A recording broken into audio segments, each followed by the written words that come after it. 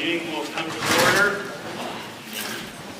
The Pledge of Allegiance will be led by the Girl Scouts from Troop 51726.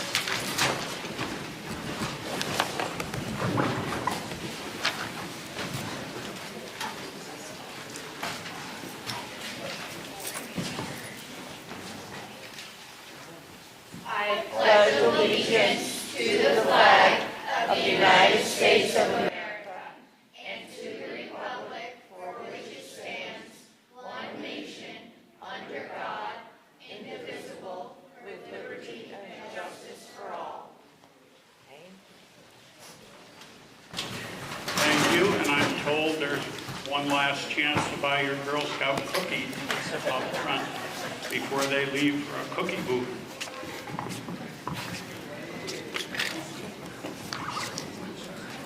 Yeah, I think they are.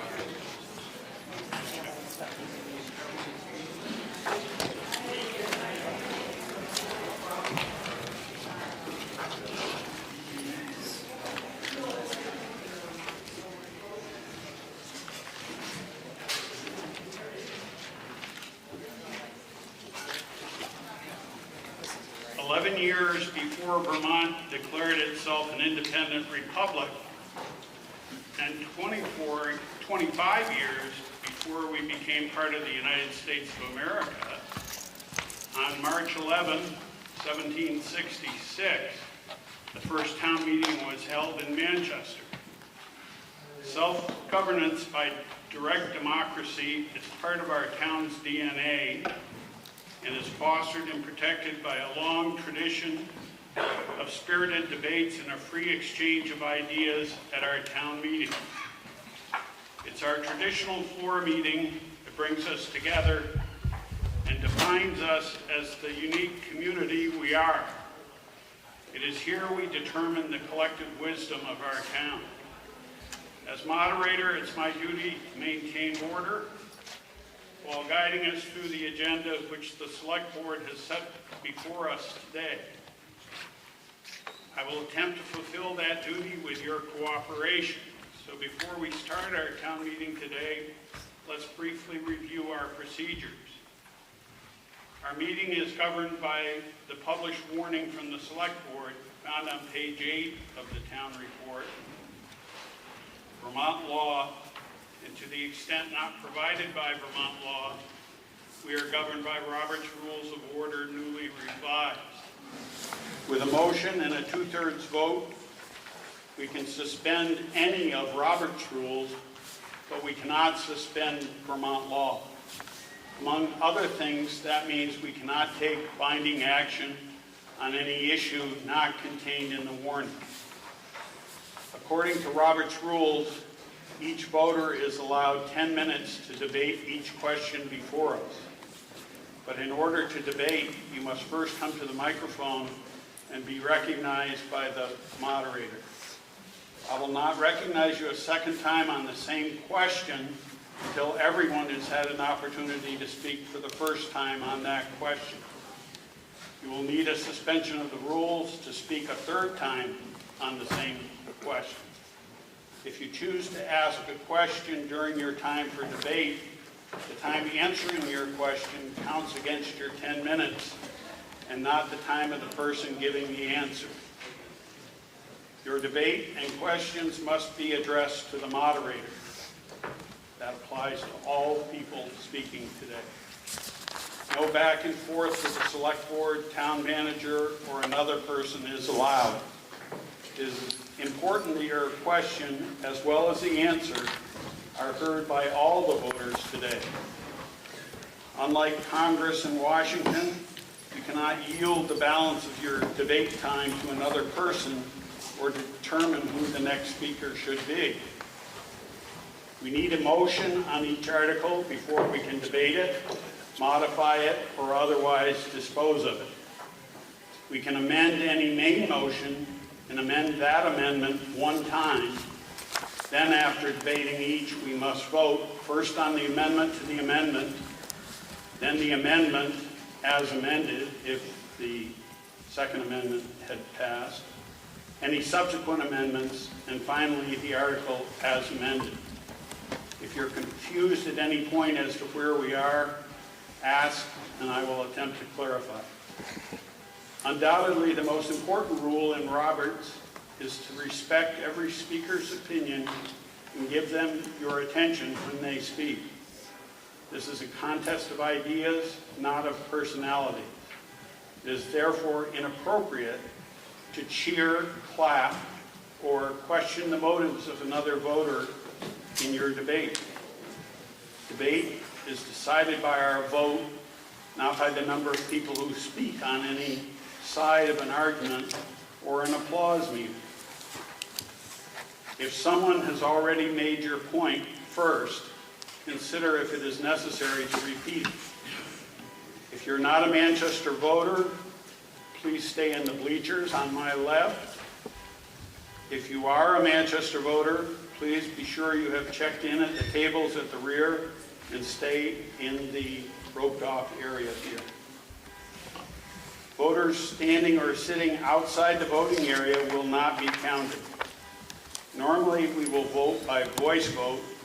I will normally say the ayes or the nays appear to have it and pause briefly before confirming the vote. The pause is your cue to call for a division of the House or a standing vote if you disagree. This is one exception where you can shout out without first being recognized by the moderator. Votes that require a 2/3 majority are particularly hard to call if the vote is not overwhelming. If I am unclear as to the result of a voice vote, I will call for a division, which will be counted by the justices of the peace and appointed election workers. 7 voters can request a ballot on any question, even after the results of the standing vote have been announced, but before the next article has been moved and seconded. If you request a paper ballot, I will then ask for a show of hands to see if there are 7 voters who request the paper ballot. While we will attempt to expedite any paper ballot vote, please be aware that they necessarily take extra time, and you may lose some of your supporters as a result of the delay. At any time, if you're unsure of what the procedure to follow is or what question we're voting on, ask me to explain, as you are probably not the only one who's confused. Only registered voters in the town of Manchester are allowed to speak or vote at town meeting unless granted permission by 2/3 of the voters present. In an attempt to expedite our meeting and get reliable information, particularly from agencies requesting appropriations and town agency heads who may not be registered voters in Manchester, for the last several years we've agreed by unanimous consent to allow 1 non-voter from each agency requesting an appropriation from the town and any non-voter town agency head to speak to the article that concerns their agency without requiring a vote of the body for each speaker. Our new town manager is also not a resident of Manchester. So in an attempt to once again expedite our meeting, I ask you, is there any objection to allowing the town manager, 1 non-voter from each agency requesting an appropriation from the town, and any non-voter town agency head to speak to the article that concerns their agency without requiring a vote of this body for each speaker? Is there any objection? Hearing none, it is so ordered. With that, we'll proceed with the orders of the day. The warning, again, is on page 8 of the town report.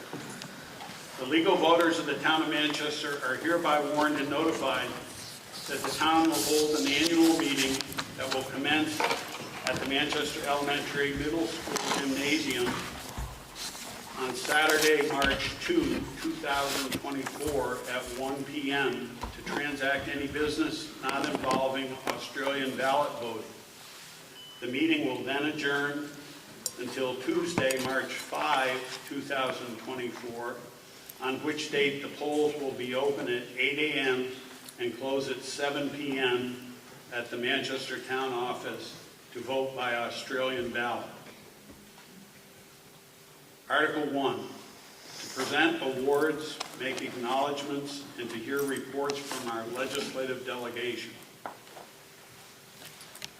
The moderator calls on the chairman of the select board, Mr. Beatty. Thank you, Mr. Moderator. Welcome, everyone, this afternoon, where we get to celebrate our ability to use the last great example of democracy in America, where we can not only consider articles, but we can debate them, we can amend them if necessary, and at the end of the discussion, we can have a final answer as to whether or not we're going to move that article, amended or otherwise. I'd like to start with an introduction of the board. I'm Ivan Beatty, I'm the chair of the board. I'll start at the far end of the table. We've got Jan Nolan, who's our clerk, Greg Cutler, vice chair, Heidi Chamberlain, and Lori Coombs. And at this end of the table, our town manager, Scott Murphy. We have other town employees here in attendance. You'll notice at the table on the other hand of the moderator, our town clerk, Anita Sheldon. Up here in the cheap seats, we have our town finance officer, Michael DeCubelis, our chief dispatcher, Tom Best, and Lieutenant Jamie Blanchard of the Manchester Police Department. Believe me, the irony is not lost on me that most of our town employees are sitting outside of the residence area. As far as recognitions, we don't have any specific recognitions here this evening, but I would draw your attention to page 78 of the town report, where there's memorials to several of our citizens who we lost over the past year. And also let you know that on March 12th, the select board will be holding a regular meeting during which we will be recognizing the annual unsung heroes for their awards. It's usually a fairly interesting presentation. That looks like everything I have, Mr. Moderator. I yield back. Thank you. Seth Bongartz for Kathleen James.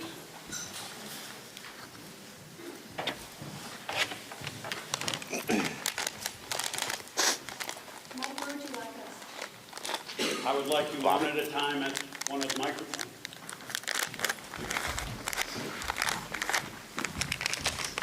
Thank you.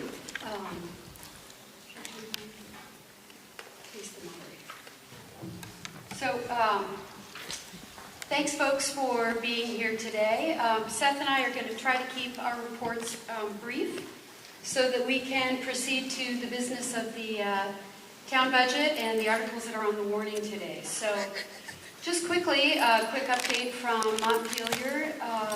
Before we left the State House yesterday, we passed the FY24 budget adjustment, and that is an annual bill that basically trues up our balanced state budget midway through the year. So that bill passed with an overwhelming majority, and a couple of the things that it did that were particularly important was that it did include some emergency funds for communities around the state that were hard hit by the July 2023 floods. There's also some housing funding in there, and Seth and I brought some handouts today, and if you're interested in learning a little bit more about Vermont's housing crisis and what the legislature has been doing to work on that, we have handouts back on the tables outside the door, and I really hope folks will take a look. We can report a little bit of progress too, or actually a lot of progress on the child care bill that we passed last year, Act 76. That bill is underway now around the state, and our child care providers, like here in town, our Northshire Day School is starting to see increased funding for their financial stability, and so that they can raise wages for their hardworking staff and early childhood educators. And we will soon start to see some tuition assistance roll out for families in April and in October. And then finally, one of the things that I wanted to really encourage folks to do is please take the handout that we brought today on education spending. The school budget, the education property tax rate are top of mind for most folks this year, certainly top of mind for me and Seth. And when you get your property tax bill in the mail, it lists two different tax rates. The first is the municipal tax rate, and that is the tax rate that we're here to discuss today, that's impacted by our town budget. The second is the education tax rate, and that is the tax rate that pays for our schools, and it's tied not only to the value of your own home and the value to all of our properties, which are rising here in our corner of the world and around the state, but also to our local school budget and to state school spending across Vermont. It's a really complicated system, and essentially at its bottom line, how it works is that local school districts develop school budgets. Local voters consider and approve them. You all will be voting on the Taconic Green budget Tuesday by Australian ballot. And then all of those expenses get rolled up into the needs of the statewide education fund, and the legislature passes tax rates sufficient to cover that need. So it starts locally with all of our school budgets, the costs get tallied up, and the legislature sets the tax rate necessary so that all of our districts get the money they need out of the education fund. There are a lot of things that are driving up school spending around the state this year. Healthcare premiums are rising, pandemic emergency funds are ending, school buildings are aging, and our schools are being called increasingly to address a lot of complex needs of our kiddos. So there are a lot of things that are driving school spending up. The solution to that they're not going to be easy conversations. I think that everybody in this room understands that we want to support our schools, and I think that everybody in this room understands that the property tax rate increases we're seeing right now are not sustainable, and folks can't afford them. So there's a lot of conversation going on in the State House right now about how we can get some long-term solutions in place. And again, please take our handout. Please come to our coffee hours. Please send us an email, because this is of grave concern, I think, to all of us. Seth? Thank you. Seth Bongard. So it's so funny to look this way when everybody's behind me, but that's the only way to do it, I know. You need to raise the microphone. Okay. The whole thing.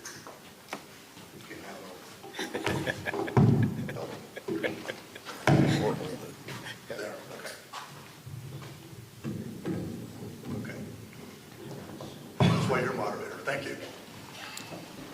So, over the course of the last 3 years, we've passed legislation to make it easier to build. I want to talk about housing, by the way, in Act 250, because I serve on the Environment and Energy Committee, and I know that I suspect that people think about the legislature as being on the floor of the House, and that's where things really happen. Things really happen in committee, where we spend often 6 to 8 hours a day sitting in our chairs doing the grind of going through line-by-line legislation. So that's where our time is really spent. I serve on the Environment and Energy Committee, where we have a real ability to influence housing and a real ability to influence the regulatory apparatus. So over the course of the last 3 years, the legislature has passed legislation to make it easier to build housing in our downtowns. And we've put more than $1 billion into a combination of infrastructure to support housing, like sewer and water systems, and fully funding the Housing and Conservation Board and various additional programs to actually get units built. The result is fewer regulatory barriers for housing developers and thousands of units in the pipeline. Sadly, this summer, we suffered devastating flooding that damaged or wiped out hundreds of housing units. Without corrective action, this is going to happen again and again. New legislation, H 687, that I've co-sponsored with my committee chair, Amy Sheldon, is designed in part to bring together our efforts to build more housing in our downtowns and to allow our forests and river corridors to do their job of slowing floodwaters so that we can better withstand future rounds of heavy rainfall. We can't continue with the status quo. H 687 seeks seeks to fix Act 250 by setting up a professional board to oversee the process, have our regional planning commissions engage in a robust public process to develop land use maps across Vermont, making clear what we want to happen where and where we don't want it to happen, providing regulatory relief from Act 250 in places where communities can do it on their own, and to make it easier for the Department of Housing and Community Development to provide benefits, mostly tax credits, to more rural communities. But our bill, which I think has the potential to be a historic piece of legislation, didn't come just from us. 3 summer studies, all containing a wide cross-section of people and groups across Vermont, came together and reached agreement on the framework, and what we're trying to do is put flesh on that, to flesh that out. In short, the bill will protect forests from haphazard development, keep development from river corridors, thus allowing them to flow and, importantly, overflow into their floodplains, naturally slowing floodwaters, and protect wildlife corridors across our mountain ranges, and help prevent suburban sprawl by encouraging housing in and around downtowns.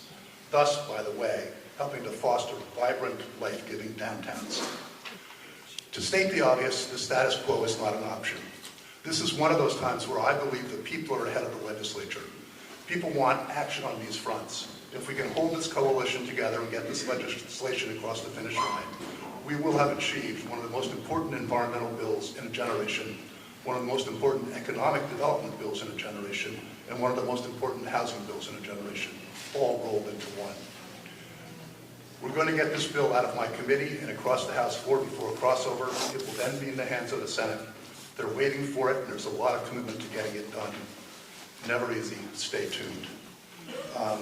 Just want to note that Kathleen and I are also deeply involved in the never-ending fight to keep others from destroying our system of independent schools and Vermont-style school choice.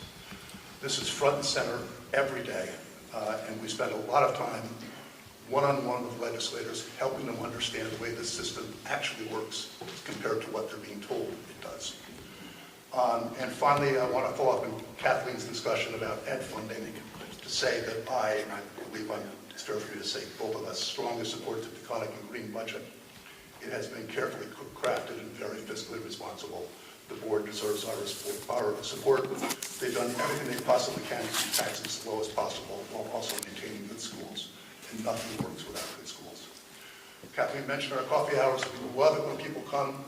We've been getting good turnout monthly, first Saturday of every month, generally. Yeah, the dates are on our town meeting report. Okay, on our report. So please come. Thank you. Thank you, both. Is there anyone else on Article 1 that would like to speak?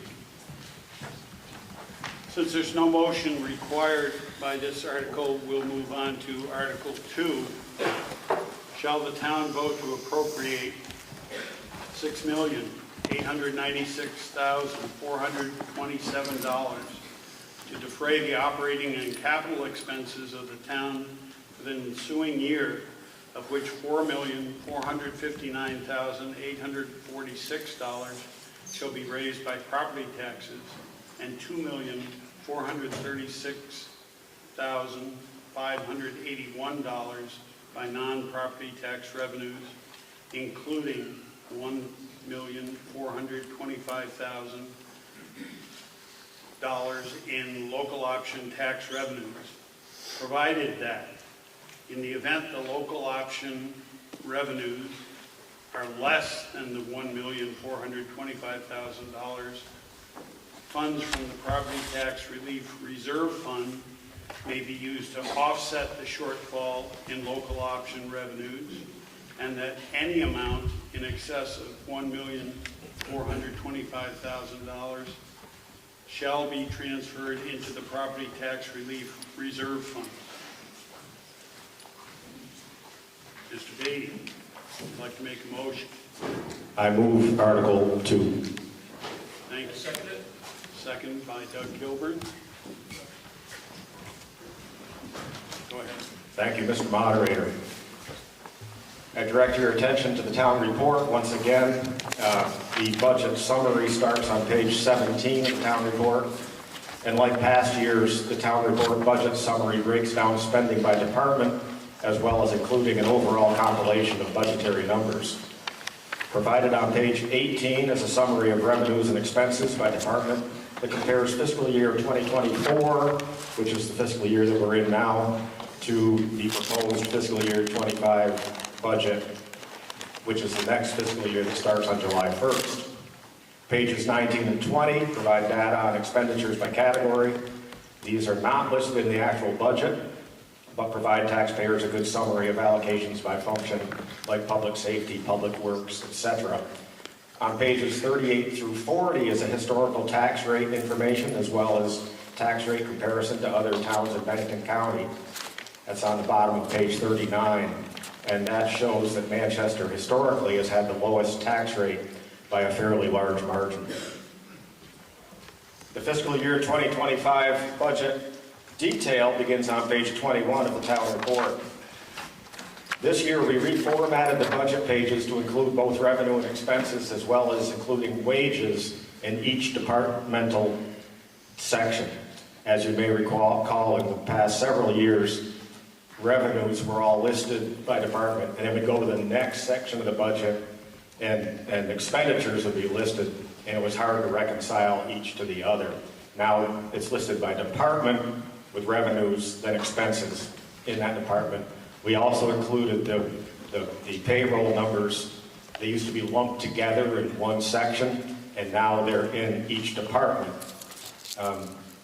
This provides an opportunity for better transparency and what each individual department costs to operate. I personally like the new format. I hope you do as well. The town completed the reappraisal this past summer, resulting in an increase in the real property value of nearly 20% to $1.695 billion in fiscal year 2024. However, for the purpose of fiscal year 2025 for budgeting and planning, the town is using conservative growth in the real property value for the 2025 budget of roughly 1%, or $15 million.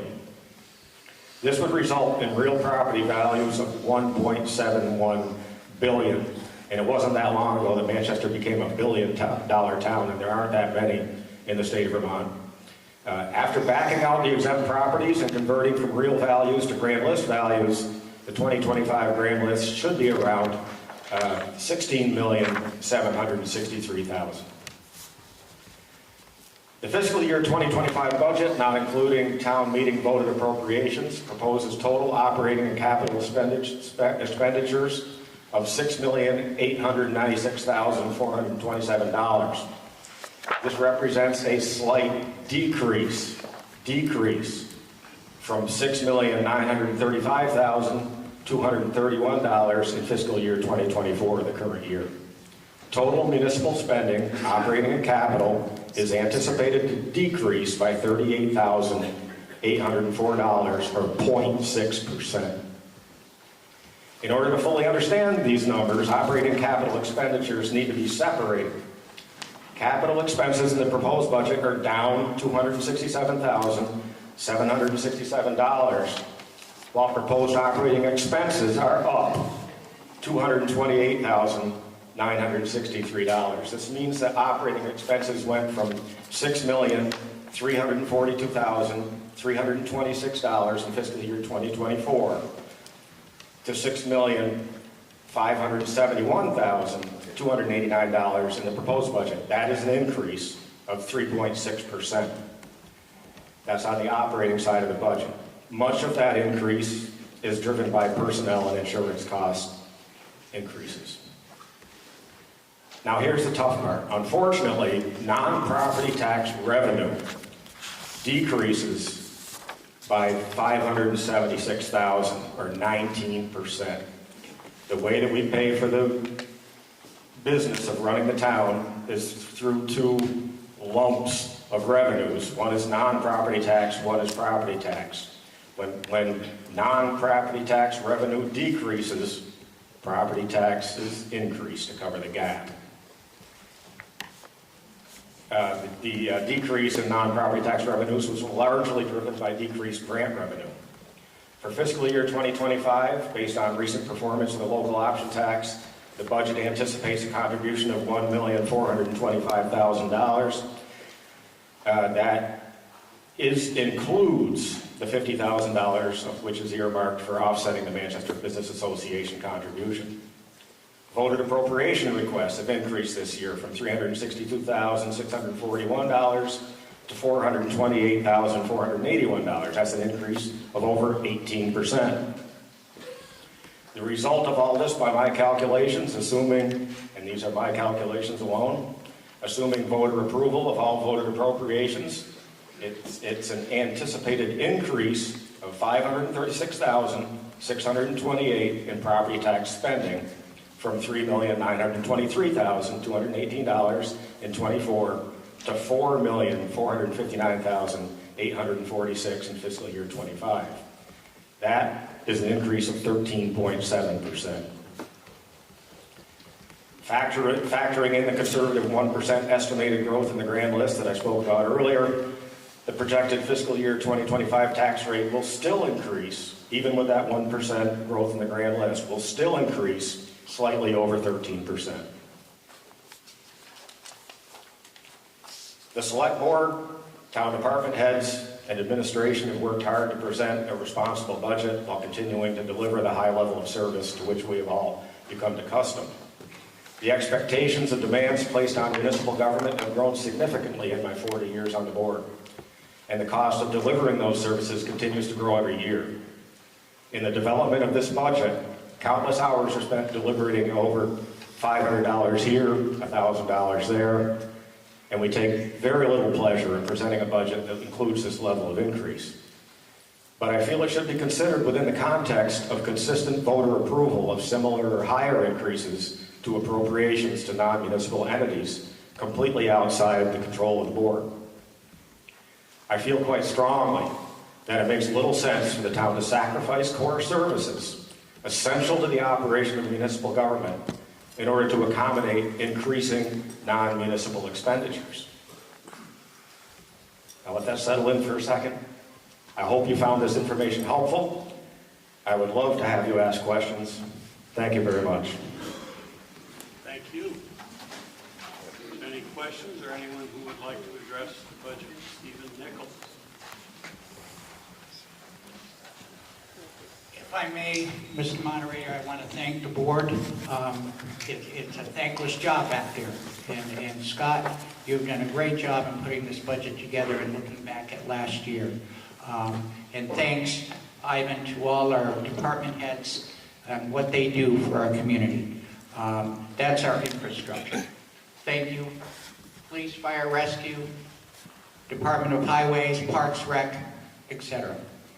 Ivan, Mr. Moderator, direct questions to you, but directed to Ivan if I can. You may.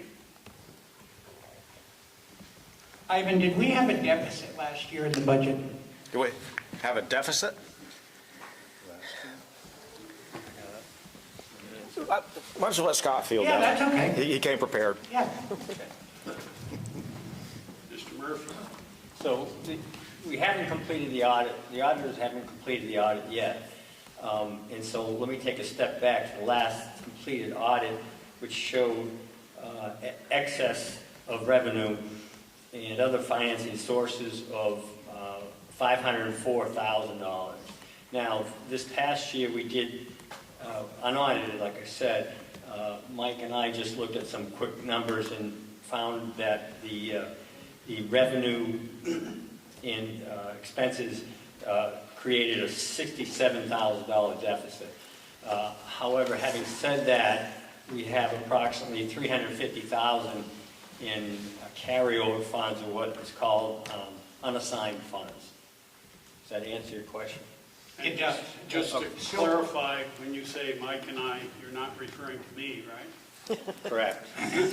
All right. So I guess my question, another question would be, how can you create a budget in basically not knowing what a deficit or a surplus could or would have been? Is there? Yeah. Mr. Bailey. Mr. Moderator? Yeah, I called on you. Oh, okay, thank you. problems with creating a budget is that we have to start working on this budget more than 18 months in advance of when that budgetary year will end. So a lot can happen in those 18 months, including a war in the Middle East that doubled fuel prices, those types of impacts that we can't possibly anticipate. There is typically a reserve balance, a carryover fund typically we end the year with a surplus. And that's through careful management on the expenditure side. We went through a couple of tough years. We came through, as the town manager said, in fiscal year 23 with a surplus, a pretty significant surplus. There was a lot of noise in the numbers over the last year. Came through with a $67,000 deficit. But there's always a reserve fund amount that can be used to be applied to the budget. You like to have that account have a certain gravity compared to the budget. By that I mean 7 to 10%. That's the industry standard, as it were. If we see that reserve account growing, we will actually, in the budget, include a contribution from that fund on the revenue side.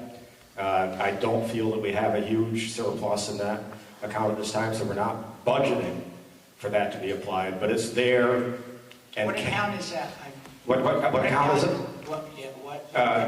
The general fund account. Yeah, it's just a general fund account, and it's accounted for in on the fund side of the ledger, and the accountants review that. Is it in the town report? It is not. It is not, and it's a good idea that we include that. Well, we had talked about that with the general fund, doing line items in the general fund, just where you would show expense or money taken out or money going in. That was one of the concerns that even you had last year. My other question is, at conversation in select board meeting, you had mentioned that there were 36 line items in the budget that were overspent. Can you elaborate on that? Spending is not linear. It's seasonal. There may be certain expenditures that take place in the first quarter of the year in their entirety. There may be others that are untapped until the end of the fiscal year. And I conducted what I thought was a kind of a useful tool with conjunction of our town finance officer, with inclusion of him, and went through line by line, comparing expenditures to that point relative to what was budgeted. And yes, there were a lot of lines that had already maxed out the allocated budgetary amount. That was a useful tool, and Mike was well aware of that. When I say Mike, I mean the town finance officer. Thank you. And there was still quite a bit of capacity in some of the other remaining lines. And if you looked at the budget just as a total number at that point in time, which was 3/4 of the way through the fiscal year, we were right at, as I remember, 72% of expenditures or something like that. So we were well within the gross number, but there were individual lines that had reached that maximum amount. So the town manager and the finance director managed those numbers very well through the end of the year. And several of those budgetary lines were, I don't have the numbers in front of me because this was a year ago, but there were several lines that were, a lot of money was spent, but they were offset by unanticipated grants. And some of those were big numbers. So a particular situation arose where we had to spend some money. There was a federal grant administered through the state that addressed that. It was kind of off-budgetary accommodation. But what it showed was that we overspent the expense. But then I had to go back through and conduct an exercise where I looked at the revenue, and we received way more revenue than we had anticipated It was an unanticipated event, had a big expense associated with it, but then had a grant to cover that big expenditure. And we would not have spent that money without the grant. So it was a little bit misleading in certain areas of the budget. Now, on the revenue side, I noticed that the rec department had a revenue minus 35,000. Do you know what that was last year? It was in there as a 35,000 less revenue. And, well, Scott, we're going to look that up.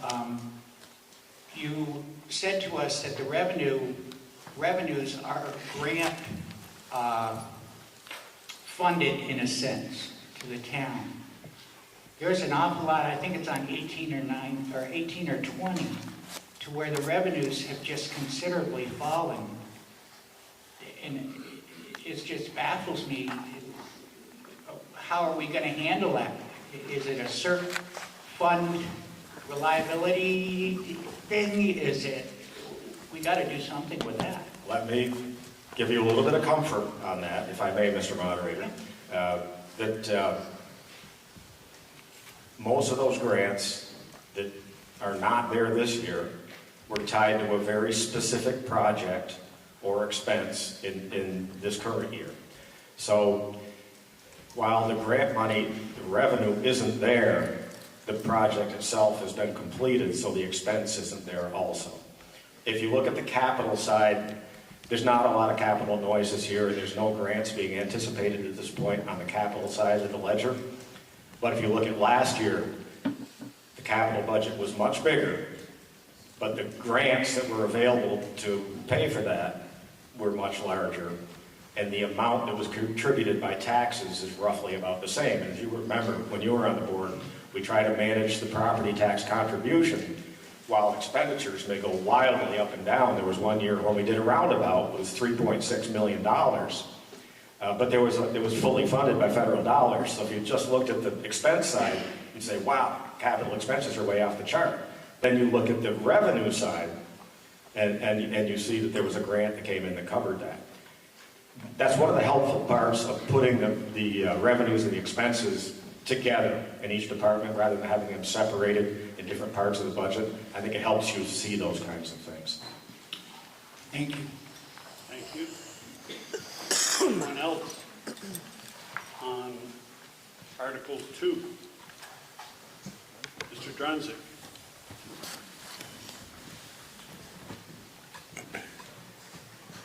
Thank you, and I applaud the hard work you did and also the change in format. The one thing I found missing in the town reports item that you alluded to was that there's no statement of cash balances on all the accounts in the town anywhere in the budget as we've seen in the past, and I urge you to restore that.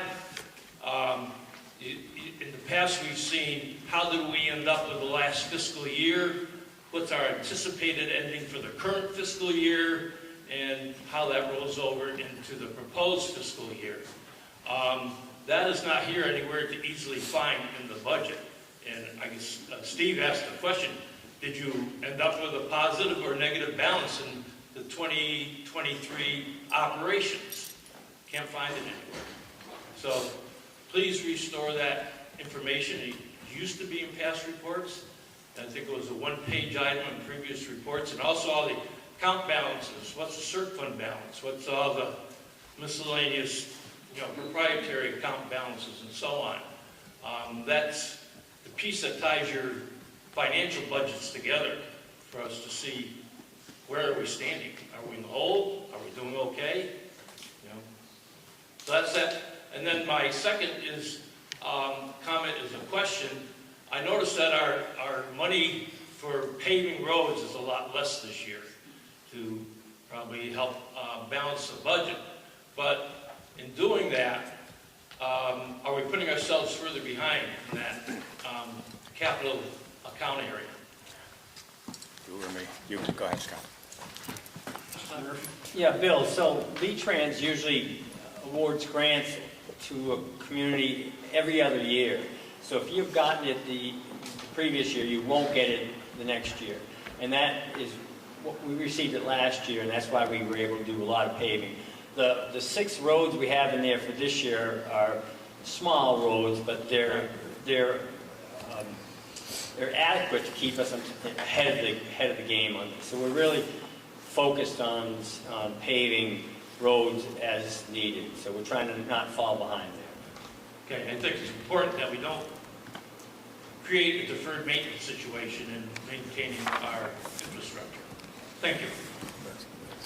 Thank you. Is there anyone else on Article 2? Yes,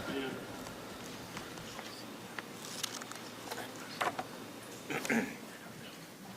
State your name, please, for the minute. I'm Mary Lau. Hi, everybody. I'm Mary Lau. And I wanted to thank Seth for addressing the Act 250. But I've been dealing with the situation where 70 acres next to me was clear cut. And my question to this... Okay, just a minute. We're talking about the budget now. Yeah, I am too. Okay. I wanted to ask the select board. Great, go ahead. I have received a notice of alleged violation under Act 250, but I have received no support from the town of Manchester on these questions. And I wonder, is there anybody on the select board that supports Act 250? Because I would like to know what the relationship is going to be to make the federal and state law be applied in the town of Manchester. Because according to these 30 violations documented here, it's not happening. And this is an egregious situation that has to be addressed by our town. So thank you very much for your consideration. Okay, is there a question? Yes, is there anybody on the select board who supports Act 250? Do any of you all support Act 250? Okay. Is there anyone who wants to fight that one?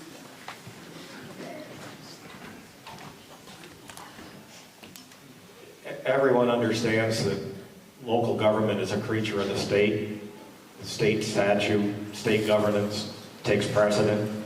As each one of us is elected to this board, we sign a pledge of allegiance to state government, and we pledge to support state law and state regulation. The governing agencies between the state and the town are completely separate. The town has 2 statutory boards that by law are part of the Act 250 process. One is the select board, the other is the planning commission. They're given separate party status because they may be in disagreement because they govern different parts of the local government, and they're there to represent their side of it. But we don't get a chance at the local level to question the authority of state law or to affect the outcome of state law other than being a statutory party like you would be in this process.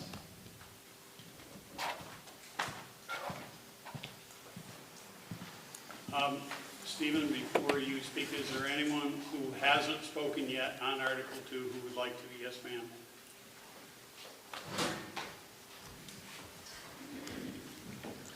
Hi, Anya Matanovich. I'm not sure if this is exactly where I should be asking this, but... I'm sorry, I didn't catch your name. Anya Matanovich. Thank you. If there were a surplus for a certain year, how do we as members of this town help decide what that surplus would go to? I'm just curious how it works. Like if there was something that we all decided we wanted to see happen, do we bring that forth in a meeting like this one? Seems like it's all been decided, so I'm just curious. One of the things that we're doing right now is discussing the approval of the budget. This is what we propose to you. You have ultimate control over what that budget is. And then it's our job over the ensuing year, beginning on July 1st, to apply the budget that you have approved. If there's a surplus involved, we have no authority to spend that money on new initiatives until we are given that authority by this body at a warned meeting. It wouldn't be typical or even prudent to spend surpluses because, as Steve mentioned and the town manager mentioned earlier, this past year, we had a deficit. So, and it balances out over time. We try to maintain a little bit of a cushion there. But in the big picture, these are not huge amounts. It may seem that way to us compared to our own personal budgets, but on the municipal side, it's a little bit of a cushion. So I guess then, can I just ask one follow-up question? Sure. If we're a town member, I'm new to politics in Vermont, so I'm not exactly sure how these meetings work. If we wanted something to happen in town, how do we start that? Do we come to a meeting and do we speak? Is there a moment throughout the year? Who do we go to if we get excited about something or we want to see something change in our town? Against my better judgment, I will try to answer that. You could go to the select board meeting, which is typically held early in January, where they consider the budget and ask for an allocation of surplus funds towards something. And you could ultimately come to this meeting today on this article and propose an amendment. So once a year we can do that. Okay, I could just say one more thing. I told a lot of people about this meeting because I found out about it talking to Jonathan West, but I found very little signage about it, and most of the people my age that I mentioned it to had no idea that this was happening. And I would just encourage you in the future to, I don't know how, but get the word out because it seems like something that's really important for all of us to be here for, and I can just tell you that of the, 100 people I know in this town, I see very few of them, and I think that they would be excited to be here. What media sources would you suggest that we... I'm not even on social media. Even here, I thought maybe... I'm not just talking about social media. How would we reach you? I think more posting in town or announcements being made. Even here pulling up, I thought I was at the wrong place because I parked over where I normally pick my daughter up. I just want to see more people here, and it was hard to find, and I mentioned it to a few people who said, no, that's on Tuesday. And I said, no, there is a meeting today, but it was a little obscure to find the information, so.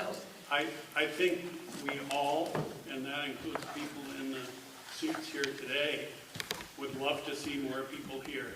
And so the purpose of my question was to try to determine what the best way we might do that. I'm not exactly sure. I would say boots on the ground, even handing out flyers to people all around town in this town might be the best way. Okay, thank you. Word to word. Thanks. Thank you. Anyone else who hasn't spoken yet on Article 2 who would like to?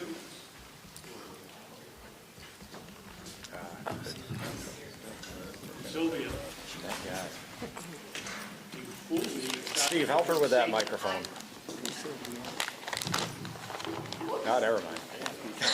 I came to listen, but in reference to that, read the Journal. It's a good newspaper. It comes out once a week on Fridays, and you'll be up to date on what's happening locally. You don't have to depend on TV.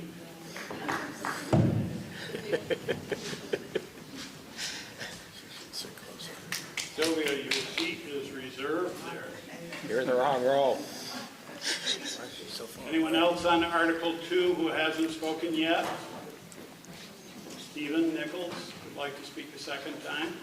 Yeah, she was our 5th grade teacher, Ivan. 7th and 8th grade for me. Yeah, right, Phil? I have a couple more things, and your questions. Is there overspending of the appropriated local option tax money by not adding overages from the local option tax revenues as was supposed to be done? Yeah, I understand the question. I'll field it. Mr. B. Yeah, thanks for that question, Steve, actually. Those of you that have been coming here for years, and I certainly welcome new people to this forum, and would like to add that this is where the big stuff happens. The fact that we're voting on certain items on Tuesday is because of a decision that was made in this forum over a number of years ago. This is the actual town meeting forum, and then the voting on Tuesday is for other larger items that this body decided that they wanted to push to Australian ballot. Spread the word to your friends. Through the work of a young student, Bjorn Kilburn, a long time ago. I don't know exactly what year it was, but I would say 20-something years ago, maybe more. Town meeting was separated away from the school annual meeting. They used to be on Monday night prior to the Tuesday vote. And legislation that was come about because of a Manchester resident student allowed us to have this on Saturday because we thought we might get more participation. The Monday night meetings were long. We alternated between the town going first and the next year the school going first. It seemed like whoever went first got a lot of discussion. By the time we got to the second entity, it breezed through pretty quickly and people were pretty woke by midnight. Anyways, back to your question. Good question. And for those of you that remember the way it was when we first started receiving the local option taxes, we included an article where we would designate a certain number of that, this year's 1.425 million, of local option taxes to be applied as revenue to the budget. Then those taxes come in over the course of a year.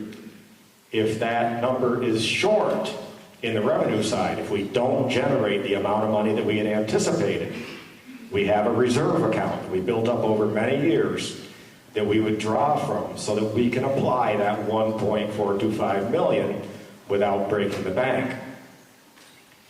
If the option taxes perform brilliantly, which they quite often do, and more revenue is generated than what we budgeted, that article in the past said that any overage, anything over that 1.425 million would be put into that reserve account so that we would maintain a balance there.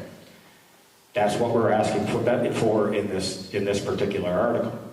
What happened was, during COVID, we moved all of this discussion and decision-making to the voting booth because we didn't gather. And that article was modified and incorporated into the budget article. And the part where it said that any amount that was generated over the expected amount, this year it's 1.425 million, that piece wasn't included. It was an oversight, and there appears that there may have been more than the budgetary amount applied to budgets over a couple of years. The auditors are still looking at that, and as I look at it, I don't think anything illegal happened there. I don't even know if it was an ethical issue. What was approved by this body over those few years through the voting booth was that anything that was less than the budgeted amount would be taken from the reserve account. But in those years, we generated more than the budgeted amount, and it didn't get transferred into the reserve account because we hadn't been instructed to do so by this body, through no fault of this body. This is just an explanation, and I think that it was certainly inconsistent with how it had been managed in the past, and we're moving back to the model where it's going to be managed as it was in the past, in the future. Well, where is that money now? The overage, and where is it recorded? We have a reserve account, the property relief, property tax relief fund, whatever we call it. Tax relief. And there was some confusion as to what the balance of that account was. We now have what the balance is, and there's still a balance there, but it's not to the magnitude that we thought it was because there had been extra expenditure. I know for about 4 years, you and I have been at odds over this discussion about a forensic audit. And I want to know why we have not made a move to get a forensic audit completed, which would cost anywhere from $40,000 to $60,000, I understand that. But it would alleviate any issues that you may not see, or we may not see, and I think should be done. I'm not sure that the auditors would even pick up on this because they don't reconcile the flow of money to extra budgetary articles. And like you say, a forensic audit is expensive, but also you have to understand what usually triggers a forensic audit is the auditors come to us, come to management, come to the overseeing board and say, we see an anomaly here. Things aren't quite adding up. We recommend that you dig deeper. Our outside auditors have never recommended that. As a matter of fact, they've always suggested a couple of things that we could do to help with transparency and make sure that everything reconciles right. But they've never found a problem with the actual reconciliation of the numbers. And never anything that would trigger something to the magnitude of a forensic audit. A forensic audit connotes that somebody or something is not being applied correctly, and there may be some illegal activity. And certainly, we could chase this forever, and we're not going to find that. The money never left the town coffers, other than the fact it was used to pay town bills. I just want to elaborate on... Actually, Stephen, your time has expired. Would you like to move to allow you to speak an additional number of minutes? 2 minutes would be good. Okay. Mr. Nichols moves to suspend the rules to allow him to speak another 2 minutes on this article. Is there a second for the motion? Second.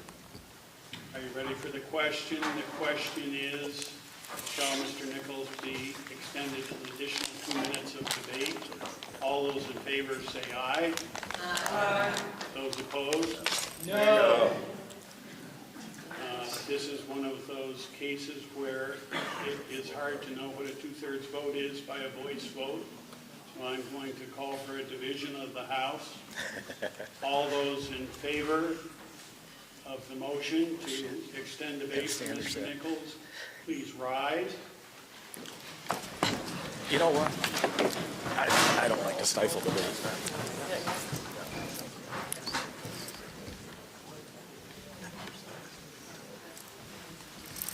We have the justices of the peace counting.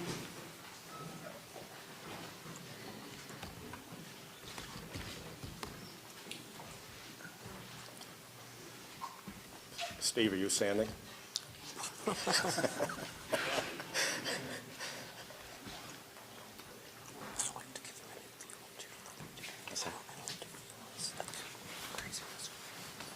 We gotta have a little bit of controversy. This is good.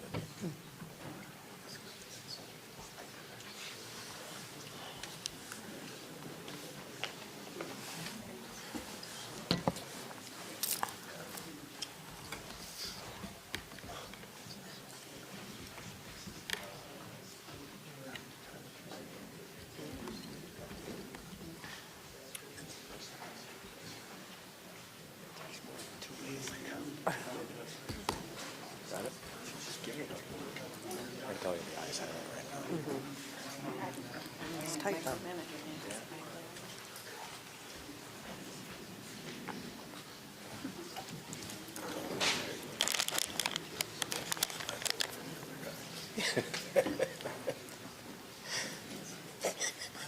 We could have.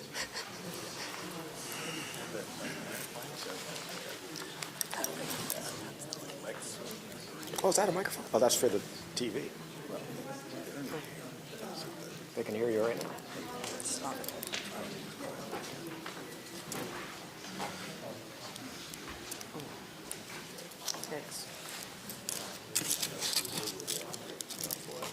They reconciled and count.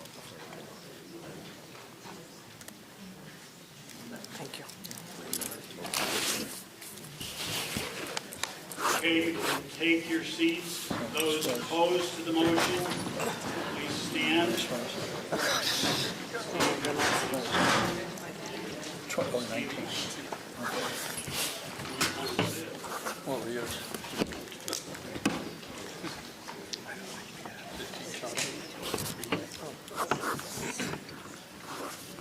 How many total? 46? All right, so do we have pairs to count the quadrants? There's not enough people here.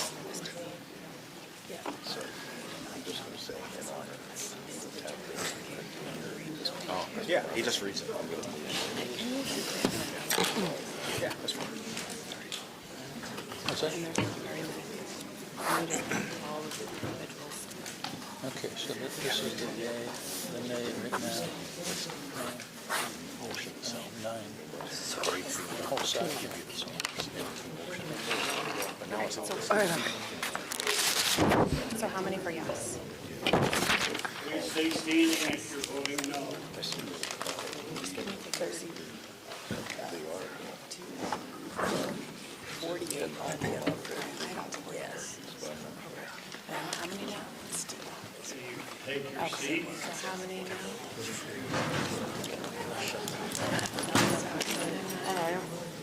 I have more socks.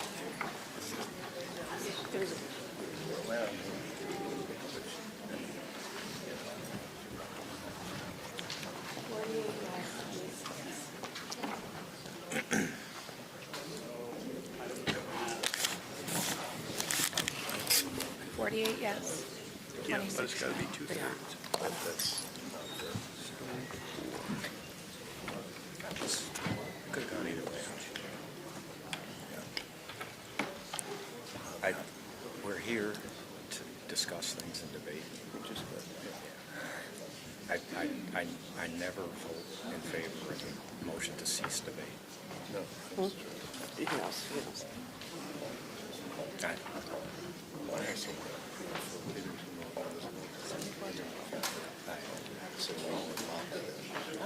Well, that's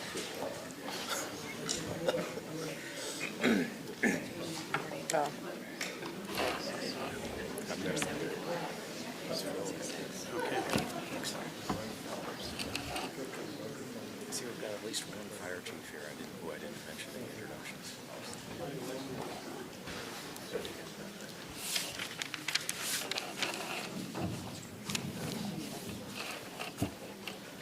Okay, listen to the results of your vote.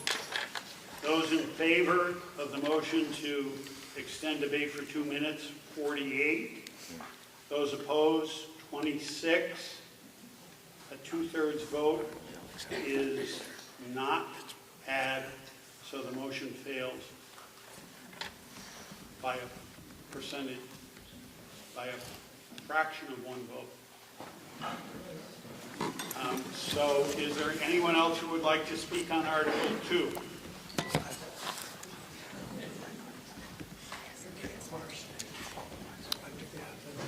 Okay, if not, the question is, shall the town vote to appropriate $6,896,427 to defray the operating and capital expenses of the town for the ensuing year, of which $4,459,846 shall be raised by property taxes and $2,436,581 by non-property tax revenues, including $1,425,000 in local option tax revenues.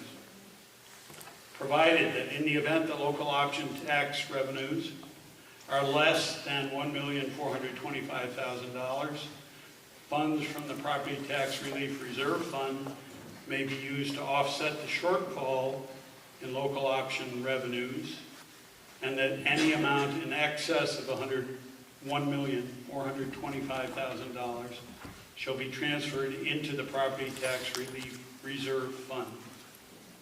You understand the question? All those in favor of the article say aye. Aye. Those opposed? Wow. The ayes appear to have it. The ayes do have it. And Article 2 is approved. Article 3. Shall the town vote to change the maximum, shall the town vote to charge the maximum interest and penalty allowed by law on overdue unpaid real property taxes and provide no discounts for early payment, with payments delivered in person at Town Hall, electronically, or by U.S. mail, must be postmarked by the due date, due in 2 installments as follows. First installment, Friday, September 6, 2024 at 4:30 p.m., 45% of the town taxes and 60% of the school taxes.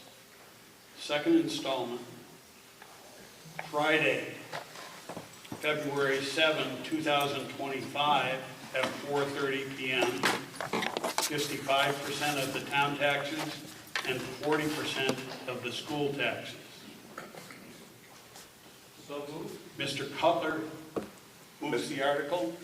Mr. Moderator, it's an honor and a pleasure to move the article on behalf of Town Treasurer Brian Vogel, who couldn't be with us today, and I extend my gratitude to him for his excellent service. Longest motion ever. Second the motion. Yeah. Makes me think I should have taken. Make some hay. Is there any debate on Article 3? Yes, sir. Could you get a little closer to your microphone, please? We've got lots of seats down in the front. But like church, everyone wants to sit in the back. So I'm trying to, I will examine the system in a minute and try to turn it up, but that's where we are for now. Mr. Nichols. I'd like to thank the board on behalf of the people that do pay their taxes, that you have put up for sale several pieces of property this year to recoup that money. And looking at that delinquent tax report, it has come down somewhat, and I want to thank the board for doing so. And Scott saw that go out. Is there anyone else on Article 3? He's our biggest cheerleader. If not, the question is, shall the town vote to charge the maximum interest and penalty allowed by law on overdue unpaid real property taxes and provide no discount for early payment, with payments delivered in person at Town Hall, electronically, or by U.S. mail, must be postmarked by the due date, due in 2 installments as follows. First installment, Friday, September 6, 2024 at 4:30 p.m., 45% of the town taxes and 60% of the school taxes. Second installment, Friday, February 7th at 4:30 p.m., 55% of the town taxes and 40% of the school taxes. Are you ready for the question? All those in favor say aye. Aye. Those opposed? The ayes appear to have it. The ayes do have it, and Article 3 is approved. Article 4, shall the town vote to establish a reserve fund to be called the Police Vehicle and Equipment Fund for the purpose of purchasing police vehicles and large capital equipment expenses for the police department in accordance with 24 VSA Section 2804. Lori Coombs. Thank you, Get Mr. real Moderator. close. I'd like to just explain the purpose of this article. It is to be consistent with what we've always done with the fire department, where we know that there will be scheduled major expenditures. It's a way to smooth out the peaks and valleys and maintain a more consistent tax rate. I'd like to move Article 4. Thank you. Is there a second by Steve Nichols? Thank you. Is there anyone who would like to debate or question this article? Ed Morrow? Wave me off. Anyone else on Article 4? If not, the question is, shall the town vote to establish a reserve fund be called the Police Vehicle and Equipment Fund for the purpose of purchasing police vehicles and large capital equipment expenses for the police department in accordance with 24 VSA Section 2804. All those in favor say aye. Aye. Those opposed? Nay. The ayes appear to have it. The ayes do have it, and Article 4 is approved. Article 5, shall the town deposit $40,000 from the general fund surplus to fund police vehicle and equipment fund? Mr. Cupp? Mr. Moderator, I move the article. Second. Thank you. There's a second by Jonathan West. Anyone like to address the article? If not, the question is, shall the town deposit $40,000 from the general fund surplus to fund the police vehicle equipment fund? All those in favor, say aye. Aye. Those opposed? No. The ayes appear to have it. The ayes do have it, and Article 5 has been adopted. Article 6, shall the town vote to authorize up to $150,000 from the Capital Improvement Contingency Reserve Fund to fund the purchase and installation of a second police dispatch center? Heidi Chamberlain. Make the motion first. I move Article 6. Thank you. Second by Doug Kilburn. Heidi, you may speak. Sure. So the police department's asking for a second dispatch console center. The total approximate cost is $310,000. We're getting $160,000 from the ARPA funds, and we'd like the remaining $150,000 from the Capital Improvement Contingency Reserve Fund. And the dispatch center is a revenue-generating operation, and by adding this capacity, we believe we're in a good position to gain one or more dispatch contracts from neighboring towns, and that ultimately this investment will quickly pay for itself.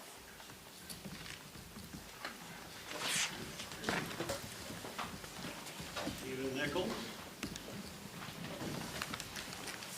I just have two questions. First of all, I think it's well needed. I mean, if you see what's there, I think you made the right decision.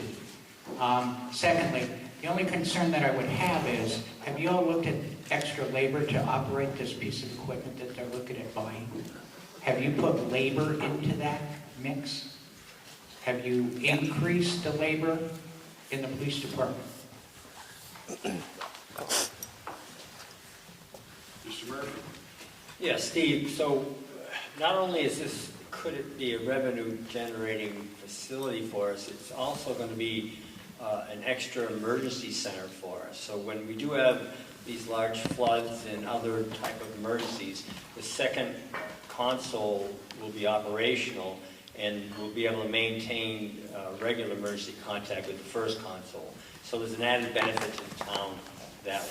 As far as personnel, we haven't budgeted any additional personnel for that. The staff that we have now is sufficient to handle 2 if we need to for a short period of time. We're not anticipating a long stretch of having to use both consoles with added personnel. I think I would direct this to Ivan. The CERC fund. Is money being reimbursed into that CERC fund from anywhere else, or we just keep taking money out of there? That's germane to this question. Mr. Beatty. Many of you, if you've followed the news of late, know that we will be divesting some property that's owned by the town. There will be significant revenue generated by that sale, and the intent is to have a significant amount of that money put in a fund that would anticipate providing housing.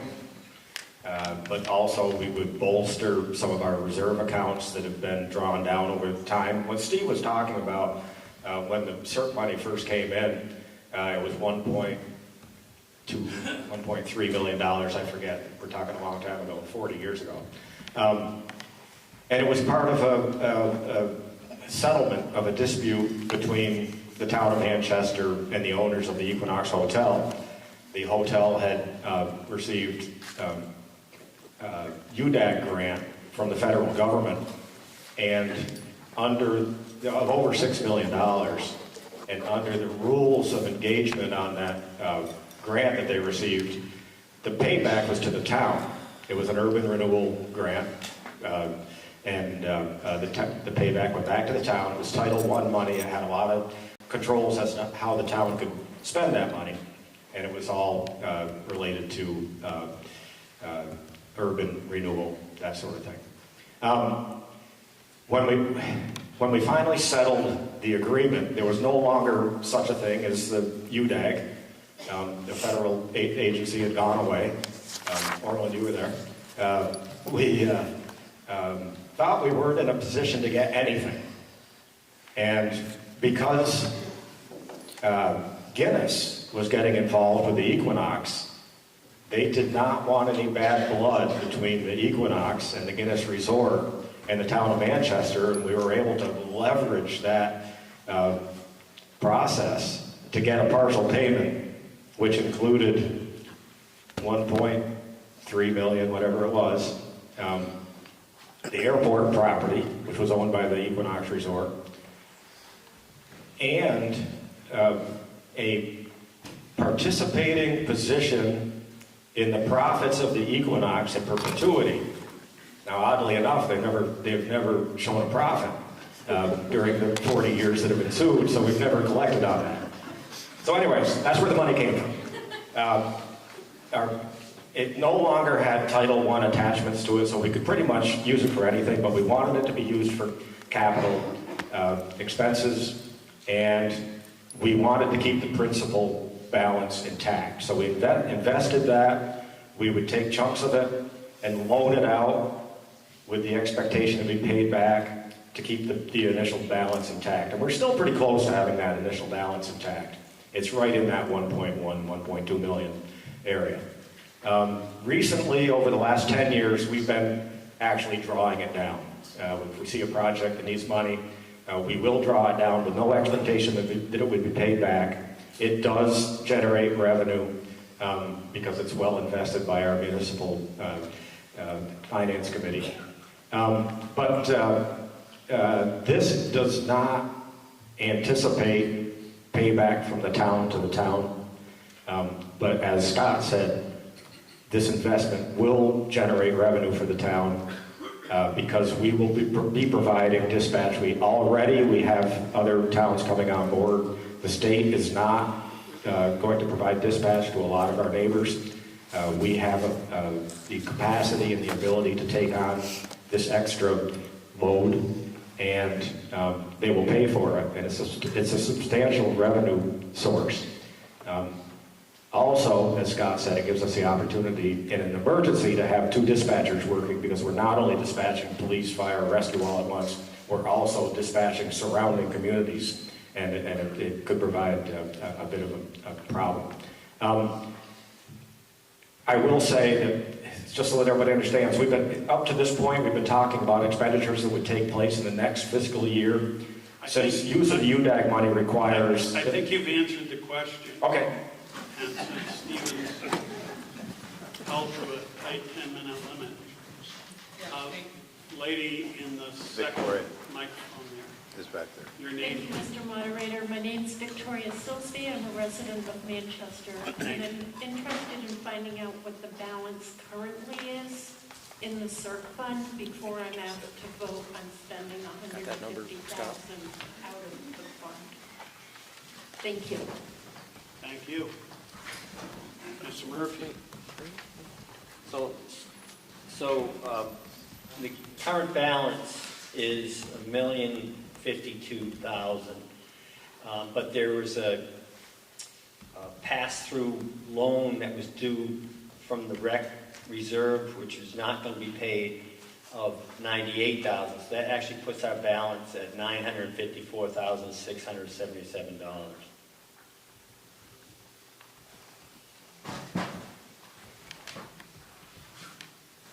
Anyone else? Bill Drunzen. I have to question here, what is the potential income that you see generating? We're talking about a $300,000 expenditure, and you ought to be earning at least $30,000 to $40,000 a year. This is the business to justify this kind of expenditure. And then if you have if you're going to have two consoles, that means additional labor costs. So is this going to balance out in terms of income versus the capital expenditure and additional labor costs? Because right now I'm looking at two items in the budget that are yielding $15,000 from East Dorset and Arlington for dispatch. And where's the rest going to come from? Mr. Murphy? So, Bill, the main purpose is really not to generate income. That would be a secondary benefit from this. It's to provide better emergency services for us when needed, to create better efficiency in our operation. But to answer your question, Winhall has been thinking about joining us, and that would be a substantial addition to our revenue side. Well, has dispatch been hindered by not having this up to date with what we have? It has. What we've been doing for the last... It has been hindered. It's not, the one operational center we have now is outdated. There's wires everywhere, there's antique type of equipment, almost 8-track type of thing. So we're trying to get it more up to speed, better equipment, and more efficient. So this is much an updating of the dispatch facility versus a pure addition to it. Correct. Thank you. Anyone else on this article? Jonathan West. Jonathan West, Manchester. Quick question, just for clarification. The cost of the equipment is $300,000-ish, correct? But $150 is from the CERC fund. There is a grant that is coming for, how's the other 100? ARPA. ARPA, okay. Yeah. Okay, thank you. Anyone else? We applied for a grant, Yes, actually. sir. Leonard. Yep, Leonard.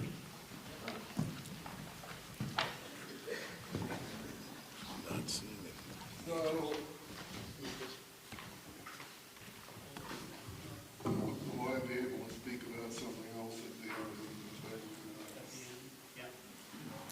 the So my name is Leonard Gibrero. I've been here for 53 years. It's the greatest place in the world, but this thing sounds ridiculous. I'm not an expert on anything, but $300,000 for doing this in terms of saving money seems ridiculous and totally unnecessary. Thank you. Anyone else on Article 6? Well, you don't need to do that. We have to take an action because on there's no one else who wants to speak. So the question is, shall the town vote to authorize up to $150,000 from the Capital Improvement Contingency Reserve Fund to fund the purchase and installation of a second police dispatch console center? All those in favor, say aye. Aye. Those opposed? No. The ayes appear to have it. The ayes do have it, and Article 6 has been approved.